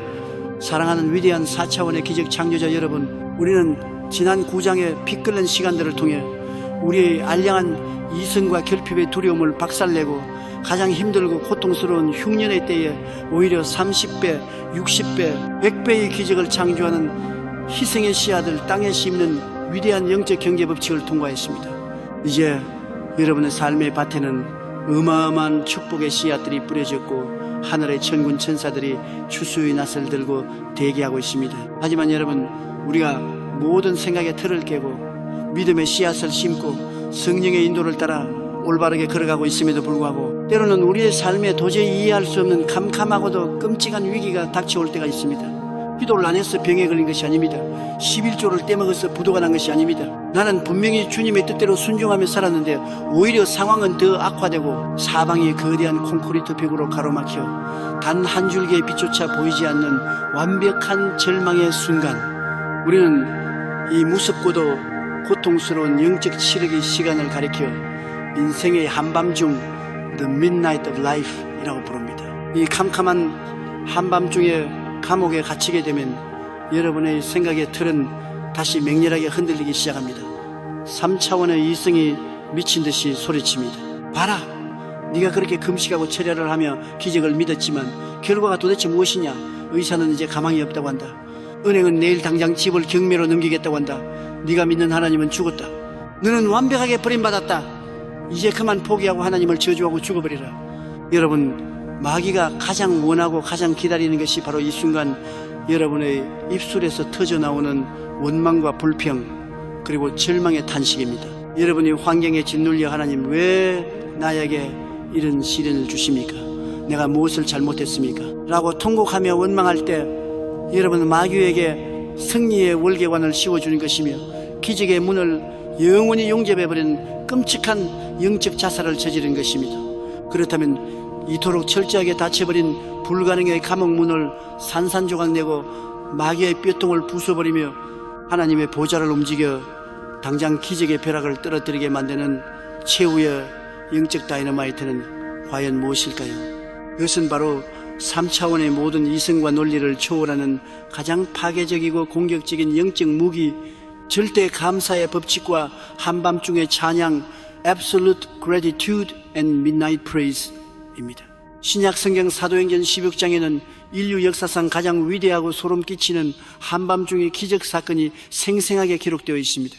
위대한 사도 바울과 신라는 빌립보라는 낯선 도시에 가서 복음을 전했습니다. 그들은 나쁜 짓을 한 것이 아닙니다. 귀신 들려 고통받는 불쌍한 여종에게서 귀신을 쫓아내주고 생명을 살리는 가장 선하고 거룩한 일을 했습니다. 그런데 그 결과가 무엇이었습니까? 사람들은 바울과 신라를 붙잡아 광장으로 끌고 가 옷을 갈기갈기 찢어벗기고 피가 튀도록 무자비하게 매질을 가했습니다. 살점이 떨어져 나가고 뼈가 부러질 듯한 끔찍한 매를 맞은 후 그들은 빛 한 점 들어오지 않는 깊고 축축한 지하 감옥 깊은 옥의 맨바닥에 내동댕이 쳐졌습니다. 그들의 두 발은 무거운 쇠고랑 착고에 단단히 채워져 단 1mm도 움직일 수 없었습니다. 자, 여러분, 이 끔찍한 상황을 3차원의 이성적인 생각의 틀로 분석해 보십시오. 등에서는 금붉은 피가 철철 흐르고 차가운 지하 감옥의 쥐와 독벌레들이 그들의 상처 위를 기어다닙니다. 사방은 칠흑같이 어둡고 당장 내일 아침이면 목이 잘려 죽을지도 모르는 완벽한 절망의 한복판이었습니다. 이때의 시간이 바로 한밤중 midnight이었습니다. 상식적으로 바울과 신라가 이 상황에서 무엇을 해야 합니까? 하나님, 우리가 주님이 일을 하다가 이렇게 피투성이가 되었는데 어떻게 우리를 이 지경으로 내버려 두십니까? 주님 너무하십니다 라며 응응 울고 통곡하며 원망하는 것이 정상 아닙니까? 마귀도 깊은 어둠 속에서 팔월장을 끼고 미소를 지으며 바울의 입에서 하나님을 향한 저주와 욕설이 터져 나오기만을 침을 삼키며 기다리고 있었습니다. 옳지, 저 위대한 사도들도 이 깊은 옥과 고통 앞에서는 결국 무너지는구나. 이제 끝났다. 그런데 여러분, 사도행전 16장의 15절은 우주의 역사를 뒤집어 엎는 소름 돋는 4차원의 반격이 어떻게 시작되었는지를 천둥소리처럼 증언합니다. 한밤중에 바울과 신라가 기도하고 하나님을 찬송하며 죄수들이 듣더라. About the midnight, Paul and Silas were praying and singing hymns to God, and the other prisoners were listening to them. 할렐루야. 여러분, 이 기가 막힌 장면을 영의 눈을 뜨고 바라보십시오. 그 캄캄하고 피냄새 진동하는 절망의 지하 감옥에서 곡소리나 원망의 소리가 아니라 갑자기 할렐루야, 영광 영광 할렐루야 하는 승리와 감사의 찬양 소리가 울려 퍼지기 시작한 것입니다. 바울과 신라는 3차원의 환경을 바라보지 않았습니다. 그들은 피투성이가 된 자신의 육신을 보지 않았고 쇠고랑을 보지 않았고 캄캄한 어둠을 보지 않았습니다. 그들은 이 깊은 감옥의 천장을 뚫고 우주 저놈의 영광의 보좌에 앉아 계신 만왕의 왕 예수 그리스도를 4차원의 눈으로 똑똑히 바라본 것입니다. 마귀야, 네가 내 육신을 때리고 내 발에 쇠사슬을 채웠느냐? 그러나 너는 결코 내 영혼의 기쁨과 구원의 감격은 빼앗아 갈 수 없다. 하나님, 이 고난을 통해 예수 그리스도의 흔적을 내 몸에 가지게 하시니 감사합니다. 이 환난이 장차 올 영광과 좋게 비교할 수 없음을 믿고 찬양합니다. 바울과 실라의 그 입술에서 터져나온 한밤중의 찬양은 단순한 노래가 아니었습니다.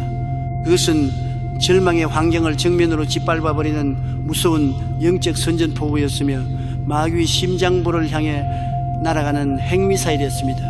이해할 수 없는 고난 속에서 터져나오는 절대 감사와 찬양, 이것은 4차원 영성의 최고봉입니다. 일이 잘 풀릴 때, 돈을 많이 벌었을 때 감사하고 찬양하는 것은 예수 안 믿는 세상 사람들도 다 할 수 있습니다.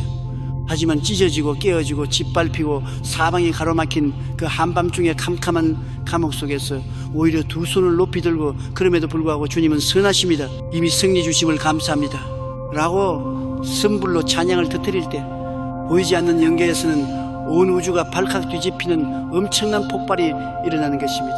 여러분, 바울과 실라가 찬양할 때 어떤 일이 벌어졌습니까? 그들이 옥토에서 찬양의 폭탄을 터뜨리자 그 찬양의 주파수가 하늘 보좌에 다 하나님의 마음을 격동시켰습니다. 하나님께서 그 찬양을 들으시고 보좌에서 벌떡 일어나셨습니다. 내 종들이 저 깊고 캄캄한 옥중에서도 나를 향한 믿음을 버리지 않고 나를 찬양하는구나. 천사들아 비켜라, 내가 직접 가야겠다.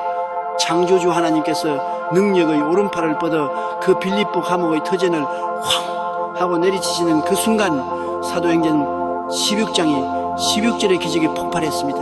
이에 갑자기 큰 지진이 나서 옥토가 움직이고 문이 곧 다 열리며 모든 사람의 매인 것이 다 벗어진지라. 할렐루야. 찬양이 하늘에 닿는 순간 3차원의 물리법칙이 박살나버렸습니다. 땅이 짐승처럼 울부짖으며 진동하기 시작했습니다. 수백 년 동안 꿈쩍도 하지 않던 무쇠 감옥 문들이 종이장처럼 뜯겨나가며 활짝 열려버렸습니다. 바울과 실라의 발목을 옥죄고 있던 강철 쇠고랑이 마술처럼 스르르 풀려 바닥에 떨어졌습니다.